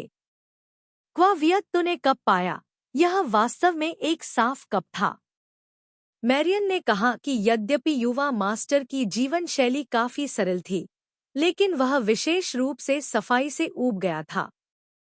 टोंग डू लिट एक साफ सुथरा लड़का था। क्वावियत्तु ने इसे बहुत अच्छी तरह से समझा। और अब वह साफ सफाई पसंद करने वाला बच्चा महिला मैरियन के मुंह में बहुत साफ सुथरा आदमी बन गया था। इस मैदान में दिन के दौरान तापमान का अंतर बहुत बड़ा था। सुबह का तापमान बहुत कम था। पानी के डिस्पेंसर ने 3 तरह के पानी को अलग किया: गर्म पानी, ठंडा पानी और गर्म पानी। क्वावियत्तु ने गर्म पानी चुना। उन दोनों को एक कांच के पर्दे से अलग किया गया था। कांच का पर्दा बस उसकी छाती तक पहुंच रहा था। वह कांच के पर्दे से बाहर निकलने के लिए बहुत आलसी थी। पर्दे के पीछे खड़ी हो गई और सोंग डू लिट को एक कप पानी देने के लिए आगे बढ़ी। लगभग 30 सेकंड बाद उसका हाथ अभी भी हवा में था और पानी का कप भी। ठीक है, ठीक है, यह वह विचार था जिसे सोंग डू लिट ने हमेशा आगे बढ़ाया था, ताकि क्वावियत्तु को पूरी तरह से पता चल सके कि हेडोंग में 10 साल, हेक्सी में 10 साल का क्या मतलब है। जीवन के उतार चढ़ाव का अर्थ, जीवन की नश्वरता पर विलाप। बाइडू, नहीं, नहीं, नहीं, यह विचार भोला था, न केवल बचकाना बल्कि तुच्छ भी। यह कुछ ऐसा था जिसके लिए सोंग डू लिट जैसे अभिभावक ने बहुत प्रयास किया था। यह एक परीक्षा है। दूसरों के लिए गुप्त रूप से सोचना, लेकिन यह नहीं कहना, बाइडू, यह सही है। यह धैर्य की परीक्षाओं में से एक है। गर्म पानी को ठंडे पानी में बदल दिया गया है। पानी अभी भी कांच के पर्दे से होकर गुजर रहा है। आधे मिनट बाद क्वावियत्तु पानी निकालने की मशीन में वापस आ गया। ठंडे पानी को गर्म पानी में बदल दिया। कांच के पर्दे के माध्यम से एक कप गर्म पानी लाया गया। उसे केवल यह उम्मीद थी कि उसके अभिभावक उसकी दृढ़ता से संतुष्ट होंगे। यह कप थोड़ा गर्म था। इस बार पानी का कप जल्दी से प्राप्त हुआ। टीटी, क्वावियत्तु ने राहत की सांस ली। फिर कांच के टकराने जैसी आवाज आई। सोंग डू लिट ने कांच के पर्दे को उठाने के लिए हाथ बढ़ाया। अब उसके और उसके बीच कुछ नहीं था। उसने चुपचाप उसकी तरफ देखा। अगर उनके बीच कुछ था, तो शायद खिड़की से अंदर आ रही धुंध होगी, या पहले पानी के गिलास से उठती भाप होगी। उसका चेहरा सीधे उसकी नजर में आ गया। क्वावियत्तु उसके चेहरे को छूने के लिए हाथ बढ़ाने से खुद को रोक नहीं सका। क्या बगीचे से पराग उस पर चिपका हुआ था? या शायद मैं आज बहुत जल्दी उठ गया हूँ और मेरे चेहरे पर अभी भी टूथपेस्ट का झाग है जिसे मैंने अभी तक नहीं पोंछा है। जाहिर है, सोंग डू लिट की नज़र धीरे धीरे उसके मुंह के कोने पर रुक गई, जहां टूथपेस्ट का झाग अभी तक नहीं पोंछा गया था। उसकी नज़र के नीचे उसने अपनी उंगली से अपने मुंह के कोने को पोंछा, जबकि उसका दूसरा हाथ उसकी आंखों को ढकते हुए खुद को आगे बढ़ने से रोकने की कोशिश कर रहा था। सोंग डू ली की निगाहें कुछ चुभ रही थी। कांच के बर्तनों के टकराने की आवाज फिर से गूंजी। सोंग डू ली रसोई से बाहर निकल गई। कांच का पर्दा गिर गया। कांच की रोशनी ने उसे पहले ही चकाचौंध कर दिया था। उसका हाथ उसके मुंह के कोने से नीचे गिर गया। उसे नहीं पता था कि उसके मुंह के कोने पर चिपका टूथपेस्ट का झाग साफ हुआ है या नहीं। सोंग डू ली वहां से नहीं गई, बल्कि डाइनिंग रूम के दक्षिणी दरवाजे पर बैठ गई। खिड़की के सामने एक आराम कुर्सी थी। मैदानों को देखने के लिए वह सबसे अच्छी जगह थी। अगर किस्मत अच्छी हो तो जंगली जानवरों को भी खेलते हुए देखा जा सकता था। घड़ी पर नजर डाली तो ठीक 7 बजे थे। अब मेजबान के लिए नाश्ता बनाना था। नाश्ते की शुरुआत फलों का जूस बनाने से होती थी। इस घर के युवा मालिक को शनिवार को गाजर और टमाटर का मिक्स ड्रिंक पीना पसंद था। आज एक सामाजिक पार्टी थी। पार्टी में जाने से पहले उसे विटामिन सप्लीमेंट की जरूरत थी। इस मिक्स वेजिटेबल ड्रिंक को बनाने का तरीका क्वावियत्तु को सिरदर्द दे रहा था। उसे ध्यान से देखना था कि उसे कितने ग्राम गाजर या कितने ग्राम टमाटर चाहिए। इसे काटने के लिए चाकू का इस्तेमाल करना था। अफ्रीकी विधि, क्योंकि इस तरह की कटिंग से टमाटर और गाजर ताजा रह सकते हैं। तैयारी खत्म करने के बाद खिड़की के सामने कोई नहीं था। 7:35 बजे नाश्ता तैयार करने का समय था। सच कहूं तो अगर वह मिश्रित सब्जी का रस तैयार करती तो वह इसे थोड़ा समझ पाती, लेकिन नाश्ता। तनावग्रस्त खोपड़ी के साथ काव्यत्तु ने नाश्ता पकाने के लिए सामग्री निकाली। युवा शतावरी, मक्का, चिकन, अंडे, फ्लैट ब्रेड और पोलिश सॉसेज का आधा टुकड़ा। उसके सामने सामग्री को देखते हुए फिर उन्हें मैरियन के निर्देश में खाना पकाने की विधि से तुलना करते हुए यह बहुत मुश्किल नहीं लगा। सबसे पहले शतावरी को पकाएं। मैरियन ने उबलता पानी तैयार किया। जब तक पानी आवश्यक स्तर तक उबल न जाए, शतावरी को उसमें डाल दिया और 1 मिनट तक पकाएं, फिर इसे ठंडा होने के लिए बाहर निकाल लें। उबलते पानी को देखते हुए, क्या युवा मास्टर कोई ऐसा व्यक्ति नहीं है जो दैनिक जीवन पर अधिक ध्यान देता है? काव्यत्तु ने अपना माथा रगड़ा। कोई बात नहीं, कोई बात नहीं। जब तक वह अपने काम पर ध्यान देती है, उसके लिए कुछ भी मुश्किल नहीं हो सकता। देखिए वह उत्साही मनोवैज्ञानिकों से कैसे पेश आती है। ये लोग विशेषज्ञ डॉक्टर होने का दावा करते हैं, लेकिन व्यक्तिगत रूप से रोगी के मेडिकल रिकॉर्ड को अपने सहकर्मियों के साथ बातचीत के विषय के रूप में इस्तेमाल करते हैं, थेरेपी के आदान प्रदान का बहाना बनाते हैं। 8:05 बजे काव्यत्तु ने नाश्ता बनाना समाप्त कर दिया। उसने फिर से ध्यान से जांच की। टोस्ट ठीक था। तले हुए अंडे में कोई समस्या नहीं दिख रही थी। मकई की मोटाई सही थी। शतावरी, अब कोई निष्कर्ष नहीं था, लेकिन उसने जो भी कदम उठाया वह मैरियन के अनुरोध के अनुसार था। गर्म पानी से लेकर इसे ठंडा करने और सही समय पर मसाले डालने तक। पहली नज़र में समस्या पोलिश सॉसेज के उस टुकड़े में हो सकती है। उसने इसे अनुरोध के अनुसार ग्रिल नहीं किया, लेकिन उसने अपनी पूरी कोशिश की थी। इस मेजबान द्वारा सॉसेज का उल्लेख करने की प्रतीक्षा करते हुए वह उससे पूछने और उसे आश्वस्त करने के लिए एक अत्यंत ईमानदार आवाज का उपयोग करेगी। युवा स्वामी, मैंने पिछली बार से अनुभव प्राप्त किया है। इस असफलता के बाद मैं वादा करता हूँ कि अगली बार मैं इसे ठीक कर दूंगा। गुरुजी, ऐसा लग रहा था कि उसने खुद को मैरियन में बदल लिया था।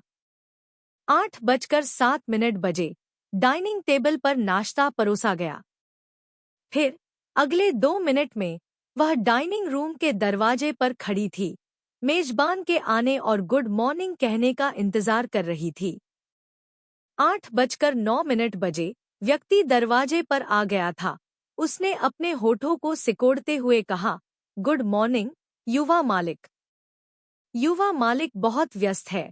आप उनसे आपके अभिवादन का जवाब देने की उम्मीद नहीं कर सकते। इसके अलावा ऐसे युवा मालिक ने एक बड़े उद्यम को संभाला है। अधीनस्थ सभी उसके पिता की उम्र के हैं, इसलिए चाहे सार्वजनिक हो या निजी, युवा मालिक को हमेशा दिखावटी दिखना चाहिए। मैरियन के शब्दों में जोड़ा गया। लेकिन वियत्तु के माध्यम से चुपके से टोंग डू लिट पर नजर डाली। क्या यह बहुत दिखावटी नहीं है? अहंकार तो समझ में आता है, लेकिन यह जानलेवा नजर क्या है? वह उसके लिए नाश्ता तैयार करने के लिए 6 बजे उठ गई।